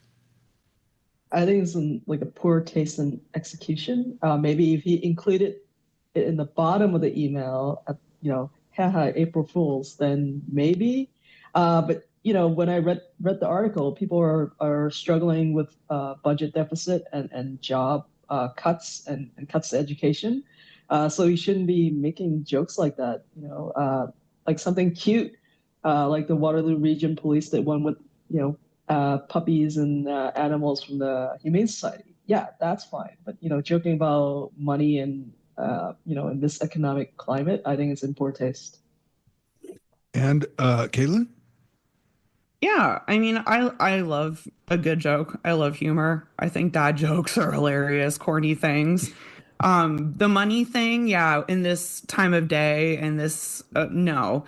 I think it would have been funny for sure if it was like, oh yeah, we're going to charge $10 for parking and we're donating all the money to go-karts for primates. Like something completely where you're just like, oh, what?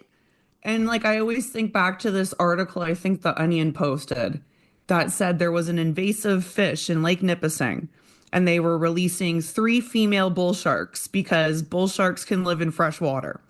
And these bull sharks were going to take care of the invasive fish, and they're all female. They can't reproduce, so then they'll just die off. And because it was like, oh my gosh, yes, a bull shark can live in fresh water. Oh my gosh, like, Dad, we can never go to North Bay and Lake Nipissing again. And my dad was like, think this through a little bit more, Caitlin. Like, let's do this. And I was like, oh my gosh, it was from The Onion. Like, there is a lot of good things like you can do for stuff, but it definitely should have had April Fools at the bottom. They should have put something in that makes you just kind of go, huh? And just go, whatever. Because, yeah. And then also, apparently, there's this rule that April Fools ends at noon. I've always heard that. Yeah. What? Like, why are we having rules on this day and stuff? I was like, I'm totally down for a good joke, funny thing, especially for work or students, whatever. But like, eventually you got to make that obvious little weird connection. Yeah. Yeah. I think maybe at the bottom, please note today's date, something like that, or, something. He could have hinted a little more, maybe in the actual body of the thing, a little more. But yeah, I mean, there's also that as sort of what John. There's people who are actually saying we should cancel April Fool's Day because of the times we're in. Others are saying no, it's more important than ever to be able to take a joke, even though it's fake news, right? They should be used to that in the U.S. Right, right. But now, and I'm curious, Caitlin, you never heard the it ends at noon thing? Honestly, I think I was in like late elementary school, early high school. I think we used to prank one of my elementary school teachers a lot when we were in grade 7. He Right. was terrified of the movie. Is it The Shining that with red rum on the Yes, mirror? I believe it is. I believe it's, He yeah. couldn't do that. So we had the old chalk thing where you could put like 10 pieces of chalk on the stick, and he'd step out of class and we'd run to the front and write red rum in chalk, and he'd come back in and just like run right back out and different things like that. And I remember we would do it on April Fools, and he was like, "It ends at noon. You can't do this anymore." And we were like, "What do you mean it ends at noon? Like, huh?" There used to be, oh, excuse me, I got the wrong thing. There used to be more of it. I mean, I just remember every news station and network used to plan their April Fool's joke for weeks in advance. You know, I think one of my favorites was, does anybody remember metric time? When they announced that we were going to switch to metric time coming up soon, a lot of people went, "Oh, how does that work?" Well, it's all by tens. You know, there's 10 seconds, 10 hours, 10 days. It was crazy. But I don't hear it as much anymore, I guess. Maybe because of the times we're in. Does anybody else notice that? Yeah, in retrospect, I guess the the director probably is thinking now that maybe he should have given that another thought because people are so sensitive today. But I still maintain that we have to loosen up. I mean, we can't be taking everything so serious. No wonder heart failure and heart attacks and strokes are on the rise. I mean, we're far too enclosed in ourselves that we take too many things seriously. We'll stop there. I want to get to our Sunshine List story. That's going to be our next topic for our Friday 4 panel. This is 570 News Radio. Back in a moment.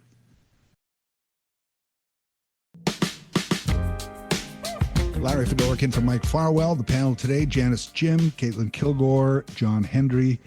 The Ontario Sunshine List, I'm sure everybody knows what it is. It is a list of public service employees in Ontario. It's an annual list of people who make $100,000 or more per year. And this year, the list itself, the length of the list has increased by 25%. Janice Jim, I'll start with you because David Drew was here on Monday at his Drew's Views, and he said it's time to reassess that and maybe bump that 100,000 up, because it ain't what it used to be when the Sunshine List started. First of all, what do you think about that? Yeah, definitely. Should be adjusted to inflation. The article says adjusted for inflation, it's $180,000. I think that's a better minimum threshold, because it seemed like a bit of an invasion of privacy to use the 100 and to just have all these people on the list. It really does. John, what do you think about that? Definitely, it should be raised because 100,000 is extremely low in today's economy and wages. I believe it should be up, and as Janice suggested, even at the $180,000, $200,000 level, I'm interested in who's making more than that. I really don't care about the people that are making a little bit less than that, because hopefully they've earned that salary, but definitely it has to be increased. Caitlin? Yeah, 100% across the board on this one. With inflation and then the pricing of how things have changed, either way, that's still not a very significant number. It's high to a lot of people on the lower end, but in retrospect, yes, I agree. I would prefer who's making way more money than that, who are like the top earners over 500,000. And yeah, their position who they are, different things. I think, especially on the lower level, I agree it's a little bit of an invasion of privacy. I agree it should be more of like the top 5%, whatever that looks like. But 180, no, that's way too low. It just doesn't make sense at all. It's and with the growth of the list, then yes, we should be looking at a higher number and limiting that list. Wow, Janice, I'm stunned by that number adjusted for inflation. I would have gone 130, 180. Wow, that's incredible. That's inflation. I tend to look at the top of the list anyway, and at the top of this year's list, there sure's a lot of OPG executives up there at the top. Is that worth it? I guess is that what CEOs and top executives make? You know, this 2-3 million a year stuff, guys. I don't know. Is it? Definitely I think not. it's a good. I think it's a good time to look at the executive pay. OPG and Metrolinx is another great example of having to take a closer look. They have more than 100 vice presidents, and what have they delivered? The LRT is still not open in Eglinton. They definitely have not delivered on their projects, and their CEOs, one of the top people on the list, and they have more than 100 vice presidents. So, using the list to look at like executive structure and pay is definitely a good use. Right. I mean, I'm torn about it. I agree with Metrolinx, by the way. Oh, that one bothered me more than the OPG people. But John, these people at the very top of the list, that's the so-called big money. What do you make of that? Well,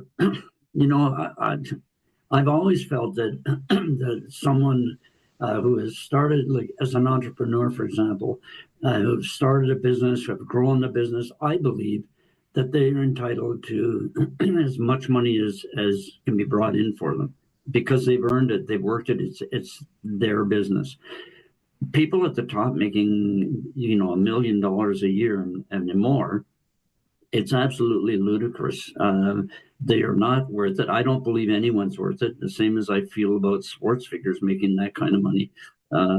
It's in fact what drives up. If you go to the basics, it's what's driving up the cost of everything for families, young families. It costs more to go on the train, costs more to go everywhere. Why? Because executives are making so much money that has to come from somewhere.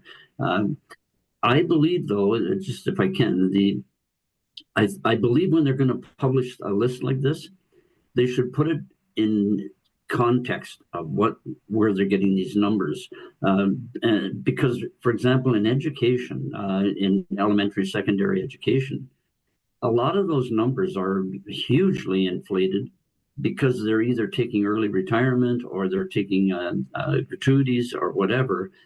And they inflate it. They're not making that much money a year, but it appears that way. And then, of course, people get upset about it. And so I think you have to put all these things in context. But government workers making that kind of money, Toronto city councilors giving themselves a 20% increase. I mean, it's outrageous what they're doing. And the thing is, they decide what they are going to make. And that's what makes it even worse. That's true. Caitlin? You just said something that really stuck with me that I liked was, where did these people start from? Did they start from the bottom up? Were they entrepreneurs? Did they work their way up through the corporate ladder, starting at the bottom? Where's their education lie? Did they get in because they know someone in the business? They did mommy and daddy, family friend, whatever. How did they get there? And I always think back to I believe it was in the States, and I believe it had to do with insulin. One of their CEOs, some of the top, she gave herself a very significant raise. And they called her out and said, what did you do in the last year? What have you done in the last 5 years? What have you done in the last 10 years? That you deserve this pay raise to go up so much more. Yet how many people are fighting pinching pennies between rent, hydro, food, and medication? But all these top people on very corporate CEOs that are bringing in multi-millions, billions of dollars a year can pay up their top people this much money, yet your product or your service is way out the door. I'm more concerned about those people than I am about someone who has actually worked their way through, someone who has done the groundwork, someone who maybe is an entrepreneur or has worked their way through from the bottom up. Those are the people that I honestly would have more respect for and don't have an opinion towards. But again, I would like to know where the inflation and where these numbers come, because how are their salaries this public? Who's getting these numbers? How are they putting it together? It could be way more, it could be way less. We have no idea. But I do really like that comment about where did these people come from to get to that position. I would recommend a book, at the very least, the TED talk about the book. It's called, it's by a Harvard professor. I'm blanking on his name, but it's called The Tyranny of Merit. And it re-examines how we look at merit and meritocracy and how we assess merit for people these days from bottom to top. It's very interesting. It's a whole other discussion. Probably shouldn't have brought it up at this late stage in the hour, but great discussion on the Sunshine List. That's our Friday 4 panel. Thank you very much. Panel. Janice Jim is the VP of Cycle Waterloo Region. Caitlin Kilgore is co-owner of Dream Team Video Productions. John Hendry is a professional speaker and author and former public school board trustee. Friday 4 panel. Thank you very much, all. Thank you. Thank you, guys. Enjoy the weekend. You too. Take care. Have a good weekend. This is 570 News Radio. Back with more in a moment.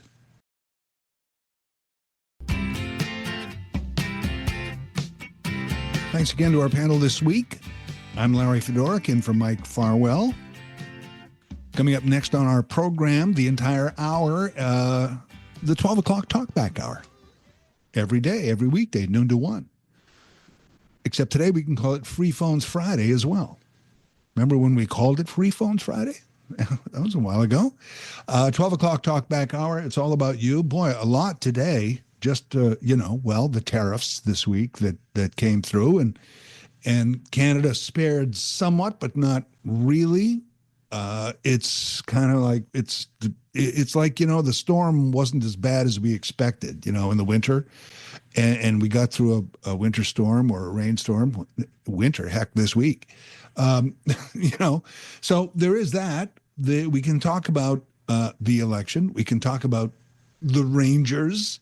We can talk about a lot of different things. It's all up to you, or something that we haven't covered yet on today's program. That's kind of the idea of it. We throw it completely open to you.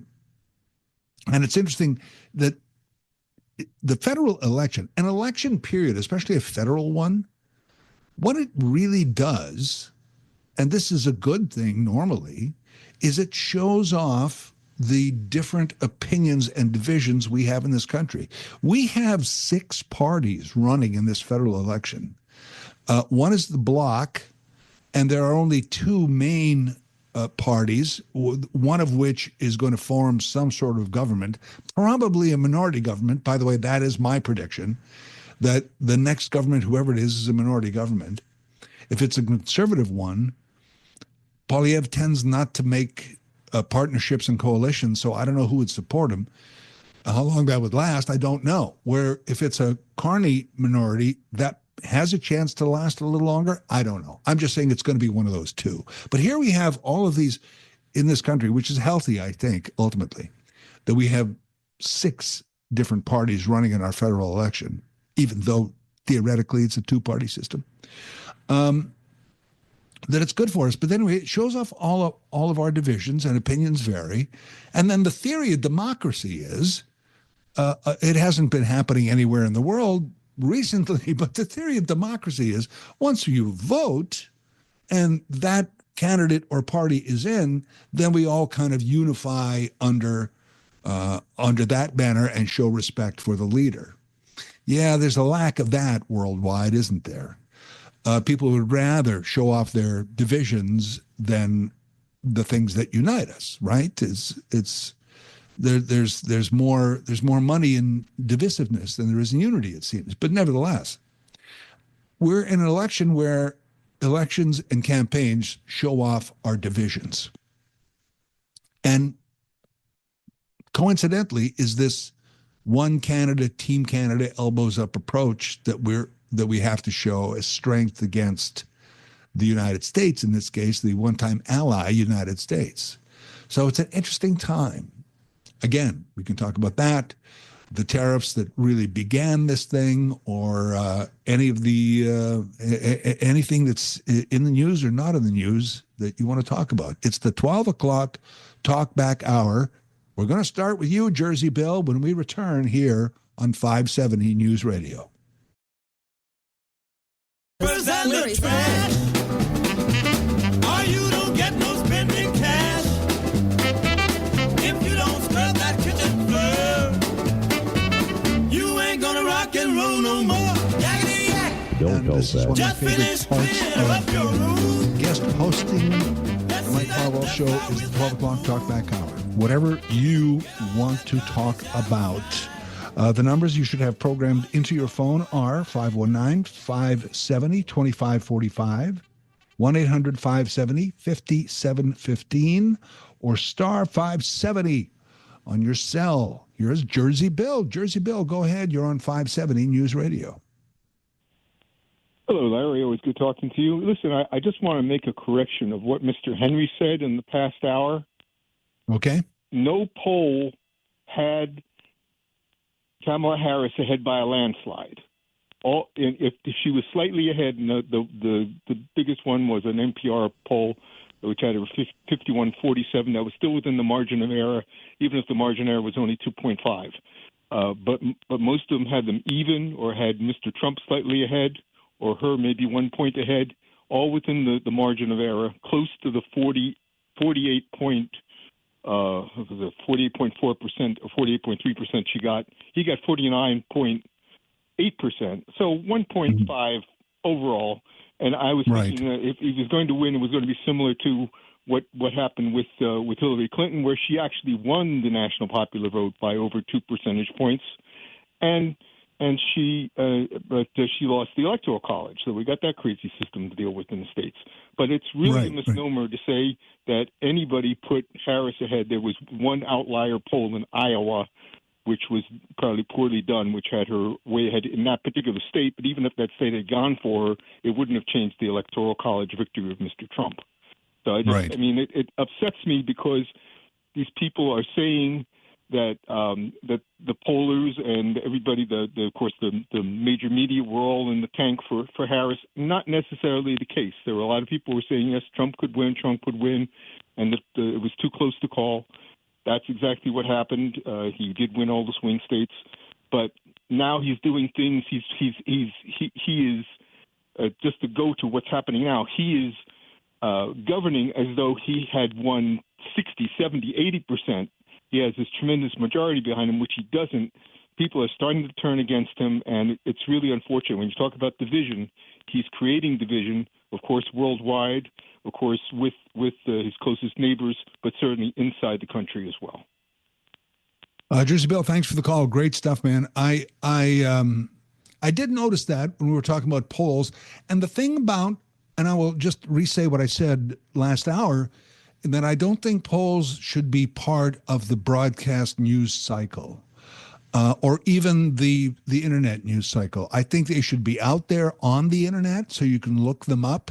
If you want to go to a poll tracker site, if you think that it's this pollster or that pollster or that pollster, or even if one of the broadcasters is doing the poll or have a company that does the polls for them, then those should be available to those who want. But it shouldn't be broadcast as an influencer during an election, because I think that does play into low information voters.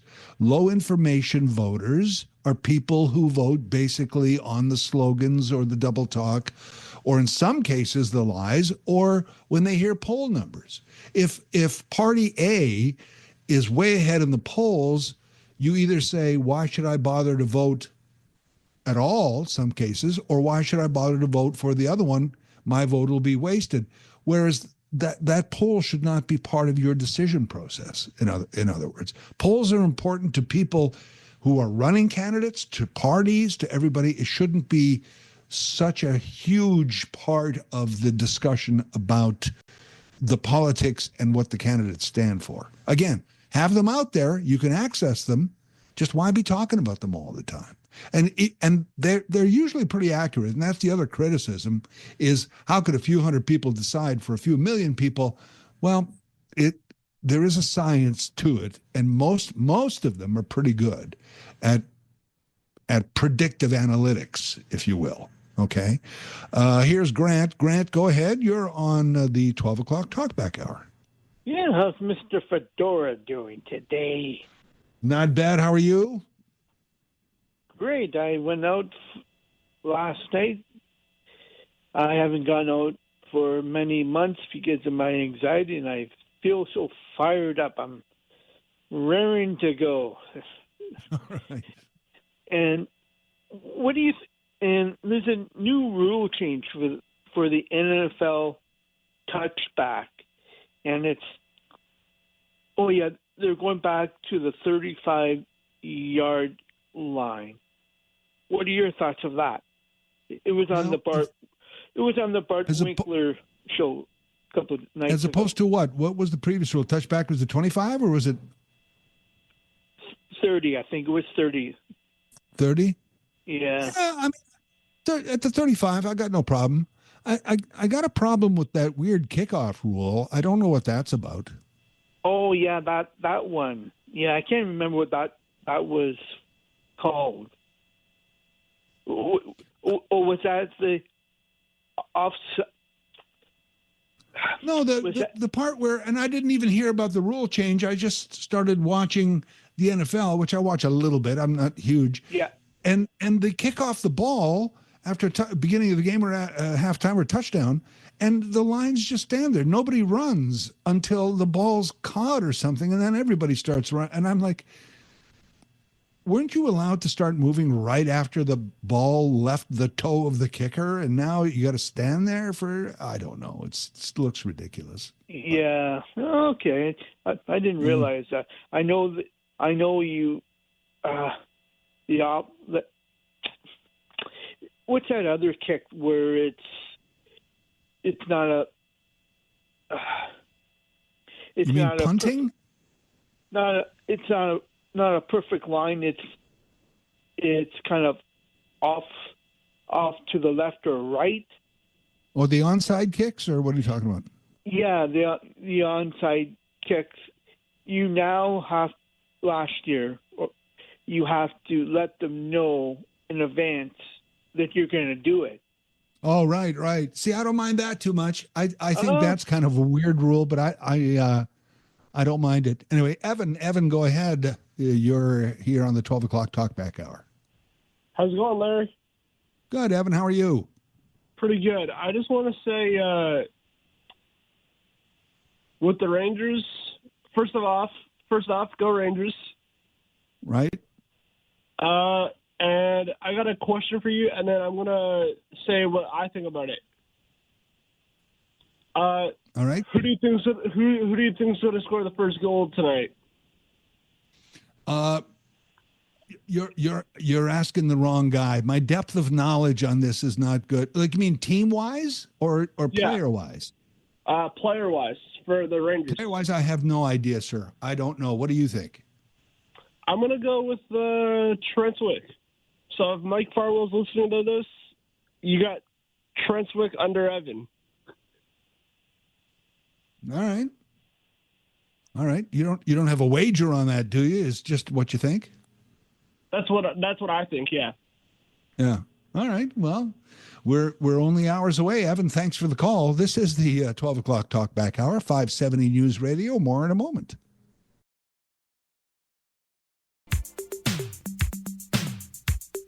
Larry Fedoruk in for Mike Farwell at 519-570-2545. 1-800-570-5715. Star 570 on your cell. Here is Mike. Mike, go ahead. You're on 570 News Radio. Good day, Larry. How are you this morning? I'm good. Mike. I have five rules for polls, and I will be brief. If the political party is leading in the polls, they love the polls. If the political party is not leading in the polls, they hate the polls. The other thing here I have is, as a voter, you have to be intelligent and look at the margin of error. If the margin of error is plus or minus 6%, and the percentage of vote is within that margin of error, it's a toss-up, and the poll is not reliable. Rule number 4 is you have to look at the track record of the pollers. Some of the pollers have had accurately predicted some elections recently in Alberta, BC, New Brunswick, and stuff like that. And rule number 5 is if you don't like the polls, get out and vote. That's it for me, Larry, today. Talk to you later. That's pretty good. Mike, hey, great call, man. Great stuff. There are some, you also have to, I would add to that, some pollsters skew purposely toward a certain political leaning or party. They will if they are leaning towards a party, they will underreport that party being behind and underreport the other party being ahead. You have to know the political leanings of some of the pollsters. They shouldn't have any, but some do. So you should know that going in as well. Here's Terry. Terry, go ahead. You're on the 12 o'clock Talkback Hour. Hey, hi, Larry. Good afternoon. Good afternoon, Terry. Yeah, and I know in my riding it doesn't matter what the polls say. I already know who's going to win, so it's pretty predetermined. Going back to what Grant was saying, they got that kickoff rule, that one where you the team lines up on the other side of the field away from the kick. They got that from the old XFL a couple of years ago. That the only reason they brought that in was to reduce concussions, because when you take a head running start, it's more prone to get injuries and stuff like that. So this way they figure if you're closer to where the ball lands, the risk of injury is much less, much infrequent. So that's why. And going back to what he was saying about the going back to the old traditional kickoff, it's only on fourth quarter, and you have to declare for it, and it's only if you're behind that you have to do that. So, that's kind of throws a screwball into it. But earlier you were saying about Ovi breaking that record. He's going to play next year. He's got one more year left on his contract. So he is already for sure? Okay, I didn't know that. Okay. Yeah, he is. He's going to play. He's under contract for one more year. I mean, he would have already broken that record, but he missed 16 games earlier this year because he had a broken leg. But he has a chance to pad that record. I don't think in my lifetime, I'm getting up there. I'm long in the tooth now, so I don't think I'll ever see that record be broken. It might in the future, but not in the near future. And one more thing before I go, Larry, quick. Polyev, with this thing he's saying, I know he's going to, tax the acts and all this and that. But the one that really makes me scratch my head is he's going to stop crime. I don't think you can stop crime. I mean, you can reduce it with certain policies, this and that. I don't know what kind of magic he's going to pull out of his ass to stop crime. People are always going to assault. People are going to rob banks. People are going to run stop signs and red lights. So how are you going to stop that? I just don't know. And if people buy into that, I feel sorry for you, because I don't know what to tell you, but it's funny when he says that. I'm going to stop crime, but I'm dying to see if he does get elected. Which we'll see what happens. How he's going to manage that. He'll just say, "Oh, I was just saying something," blah blah blah. Anyway, Larry, have yourself a good weekend. Terry, a lot of great points. Great call. Here's Mark. Mark, go ahead. Hi, Larry. Got a question for you. First of all, do you follow baseball, the Blue Jays? Usually more towards the end of the season, as with all sports. I tend to get into the playoffs more, but a little bit. Yeah, I'm a Jays fan. Okay, I was wondering, I watch all most of the games. Right now they're having a great record. I think they're 5-2, which is a nice start. But I was wondering about their closer from last year. I think his name was Romano. And I'm wondering, do you know if he was traded or if he's on injury? Do you know the guy I'm talking about, Larry? That is beyond my ken in baseball. Sorry, I don't know the answer to that. If somebody does know, maybe they can let us know. Okay, just wondering. Thanks, Larry. Have a nice day.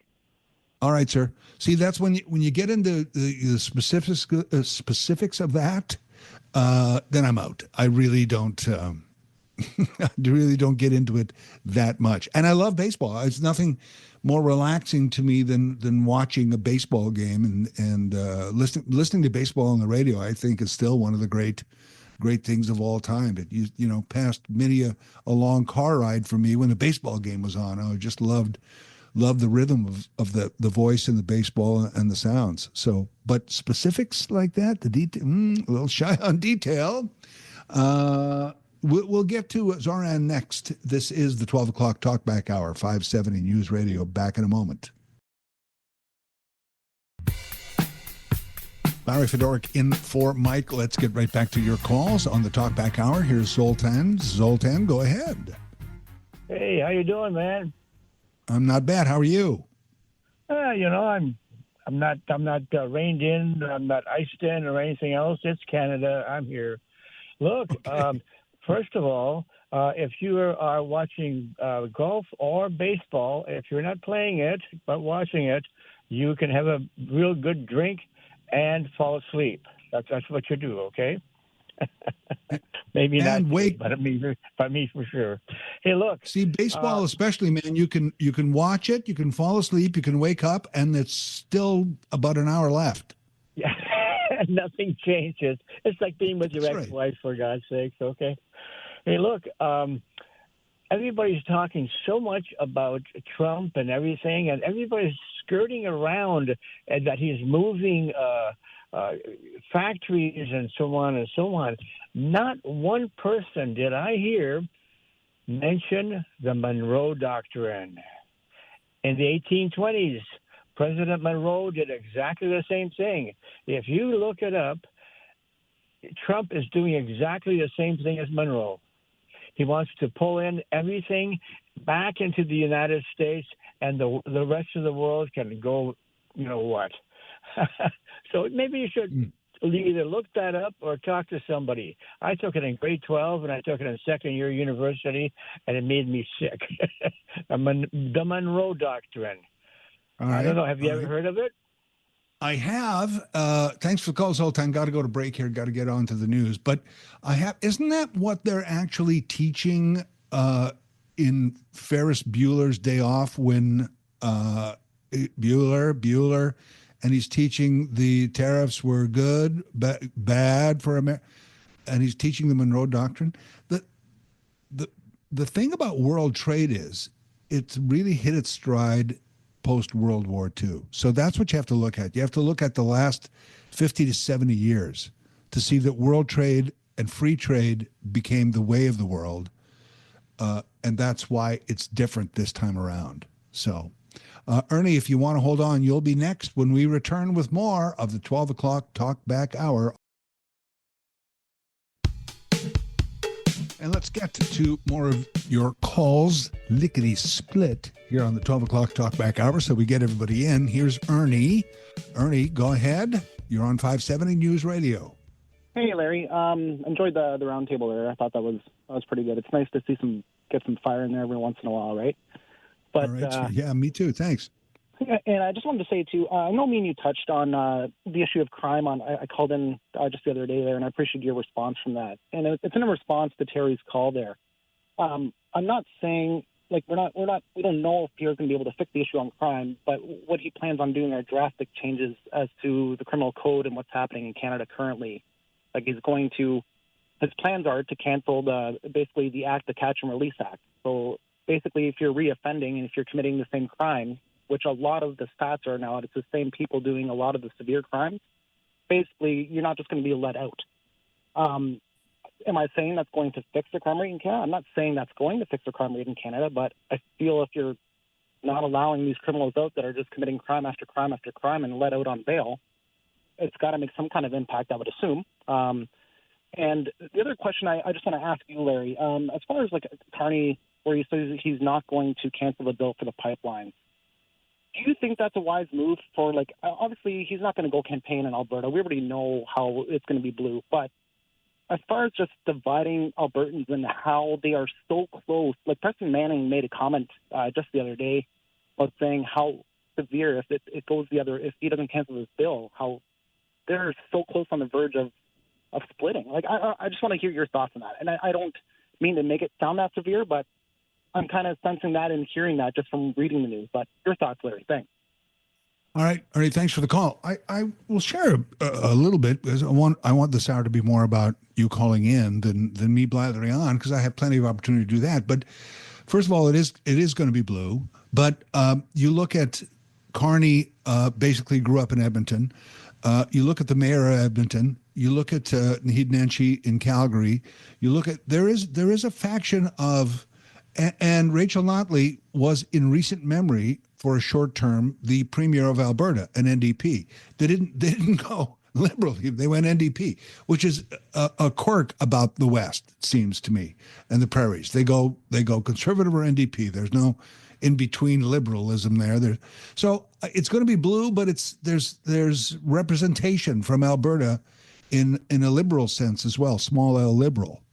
Ernie, I don't know what to think about pipelines. I really don't. I think we bought them a pipeline. I think Alberta is in a permanent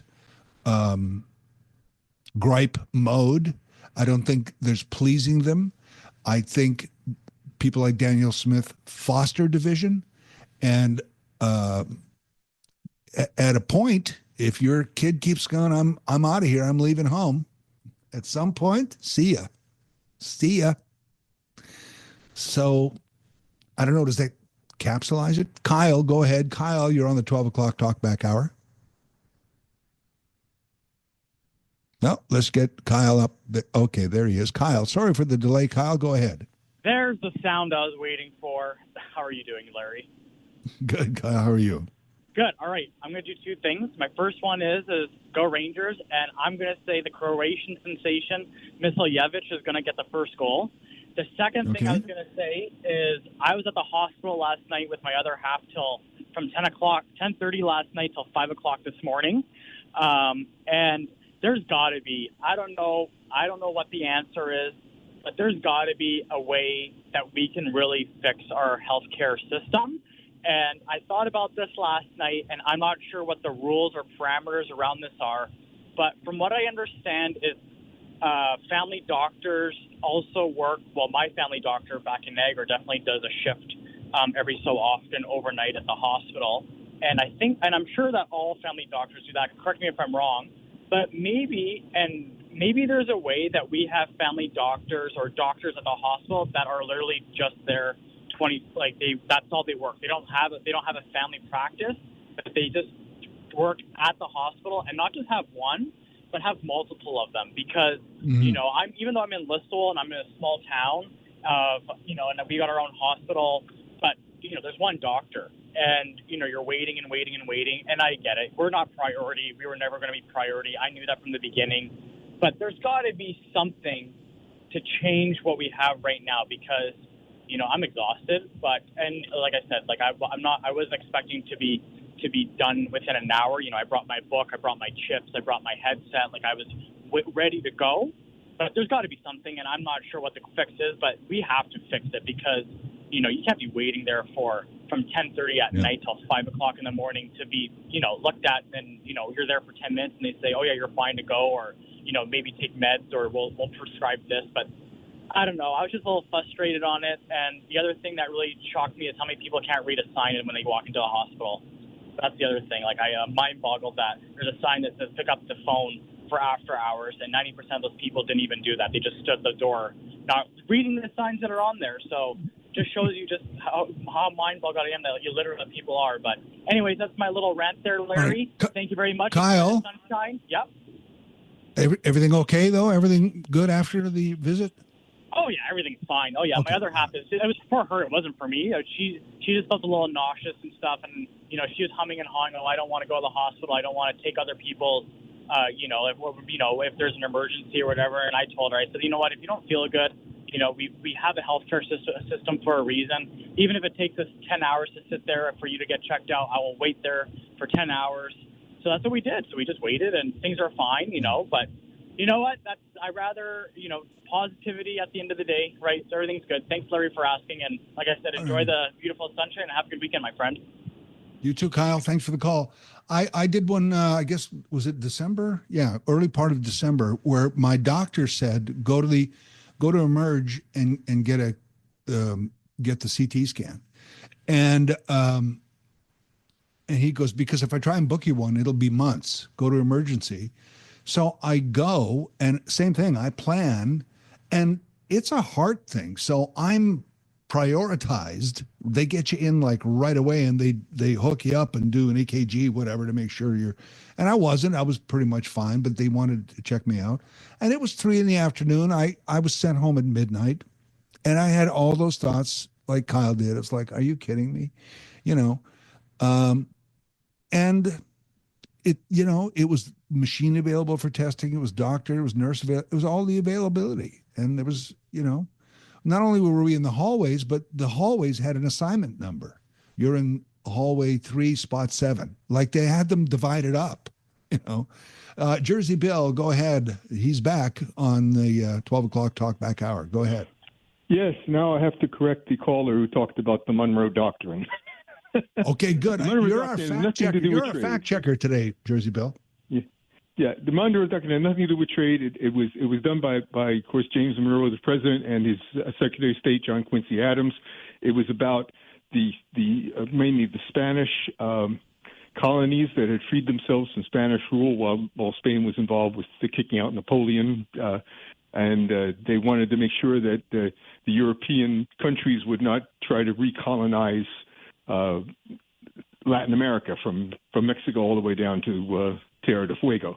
But the thing is that, of course, it was just a piece of paper. The United States at that point didn't have an army or a navy that was going to stop a European army or country if they wanted to take over another part of Latin America. They just wanted to state that as a principle. Of course, it didn't prohibit the United States later using Manifest Destiny to take a big chunk away from Mexico and the Texas annexation and the Mexican cession. And if Trump is thinking about using the Monroe Doctrine, the way he talks about Canada, that's the thing. Europe stays out, but this is our hemisphere, and we will treat it as we wish. So, it had its positive side, but also, unfortunately, also a very negative side as well. For sure. You're our go-to guy. Way to go, Jersey Bill. Thank you, man. I appreciate that. See what we're learning. Back with more class. Take a short break, and we'll be back here with the 12 o'clock Talkback Hour in just a moment.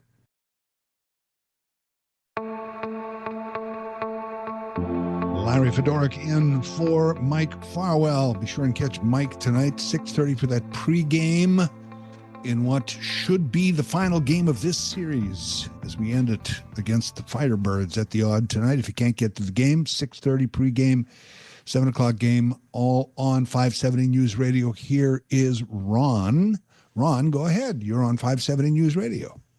Good afternoon, Larry. You didn't get a question or an answer yet about the gentleman with the Blue Jay question, did you? I did not. No, about the closer? I have an answer for that. The closer last year, Jordan Romano, signed with Philadelphia, so he's on the Phillies this year. And then after that, the Jays signed Jeff Hoffman, who pitched last year for the Phillies, to be their closer. So that's what happened there. All right, sir. Thank you for that. Okay. All right, sir. I appreciate that. I didn't get a chance to look it up or Google it because that's what I would have done. And I don't know that Ron did that or he just knew that. But either way, now we know. Thank you so much. Here is Mary. Mary, go ahead. You're on the 12 o'clock Talkback Hour. Hi, Larry. Hey. Beautiful day. I'm Beautiful just day. Responding to Terry's call that says, Polyev is going to reduce crime. And he's saying, how is he going to do that? Well, violent crime, since Trudeau got in 2015, is up 50%. Murders are up 28%. So there's some numbers for you, but what the Liberal government did was what they call catch and release. In other words, you could be taken into the police station for doing something. And I don't know if it would have been a gun thing or not, but they were released in less than a day and reoffended. So I feel that Polyev wants to make it tougher. And to me, that could reduce crime. I'm going to fact check the numbers, but catch and release is obviously something that I don't think anybody likes. No, but I'm that's not even what sure. Trudeau brought in. I'm not even sure what the intention of it was. Well, I know not to have people in jail and stuff like that. That's why. Yeah. But I'm reading right from the net. And I don't go on Instagram and all that crap. Those numbers I told you are right from the Toronto Sun. Okay. Okay. All right. Well, thank you, Mary. Thank you for the call. Every era lives with the consequences of the previous era's policies. Right? That's kind of what happens. And I don't know whether there's not enough of an idea of consequences, or nobody asks what could go wrong. I know we do it satirically, what could go wrong, but people say, what are the consequences? What could go wrong? And people just sort of charge ahead on a policy.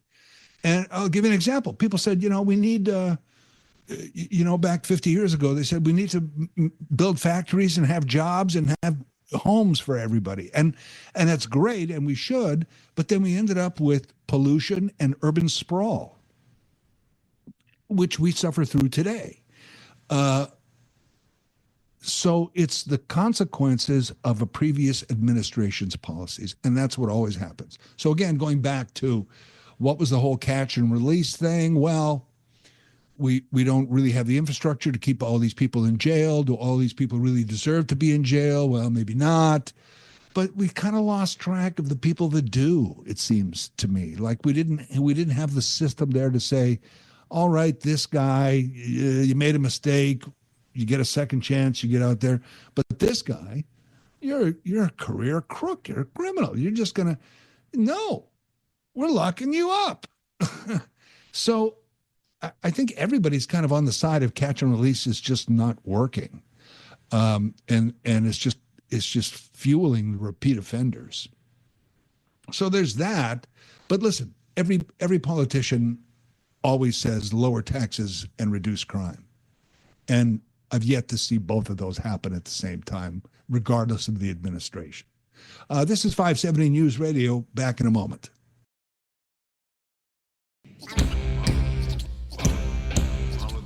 Larry Fedoruk in for Mike Farwell. Mary in the Toronto Sun, I don't want to say you're incorrect, but there is one stat I found that said violent incidents, according to the definition by the criminal code, increased, this is up to 2023, increased by 51 incidents, which is 3.7% to the previous year. Not 50%, 51 incidents, which is 3.7%. Any increase is bad. And tough on crime as a general principle, I am for. But I just want to make sure the stats are right. And I don't like catch and release. So having said all that, do we have time for one more? We do. Here's Brian. Brian, go ahead. Hi. Just want to comment on the tariff retaliation from Canada. Okay. And here's what I don't get. Yes, we're going to get nailed with Canadian companies are going to get nailed with the tariffs from the States. But why do we have to retaliate? And I'm not saying this to be on the state side. I'm simply saying the American tariffs are going to be bad enough. But why does all the Canadian politicians think they're all that and think that, we're going to fight back and we're going to do this? It only hurts the consumer. So in instance, when I bought a Camry last year, it would cost me $10,000 more if I bought that same Camry this year. Is that helping me? No, it's not. is it hurting the Americans? A little bit, but let's call a spade a spade. They are the Goliaths of the world, and we are the Davids. And this is not a fairy tale. We're going to win. We're not going to win, and we're not going to stop them from doing it. Especially Trump. All he's going to do is further escalate the tariffs, which again comes on us. Let's call a spade a spade. A tax is a tax is a tax. Brian, I'm out of time. It's the only reason I got to go, but thanks for the call, man. A tariff is a tax, but it's paid by the importer. So if we put a tax on them, then their importers have to pay more and charge the Americans more, which I think you implied, Brian. And if the Americans are paying more, maybe then they're going to contact their representative and go, I don't like tariffs. And so that's why we retaliate. And by the way, in legend, David did slay Goliath. So there you go. That's the Mike Farwell Show for Friday. I'm Larry Fedoruk. Thanks for letting me fill in here today. We will talk soon.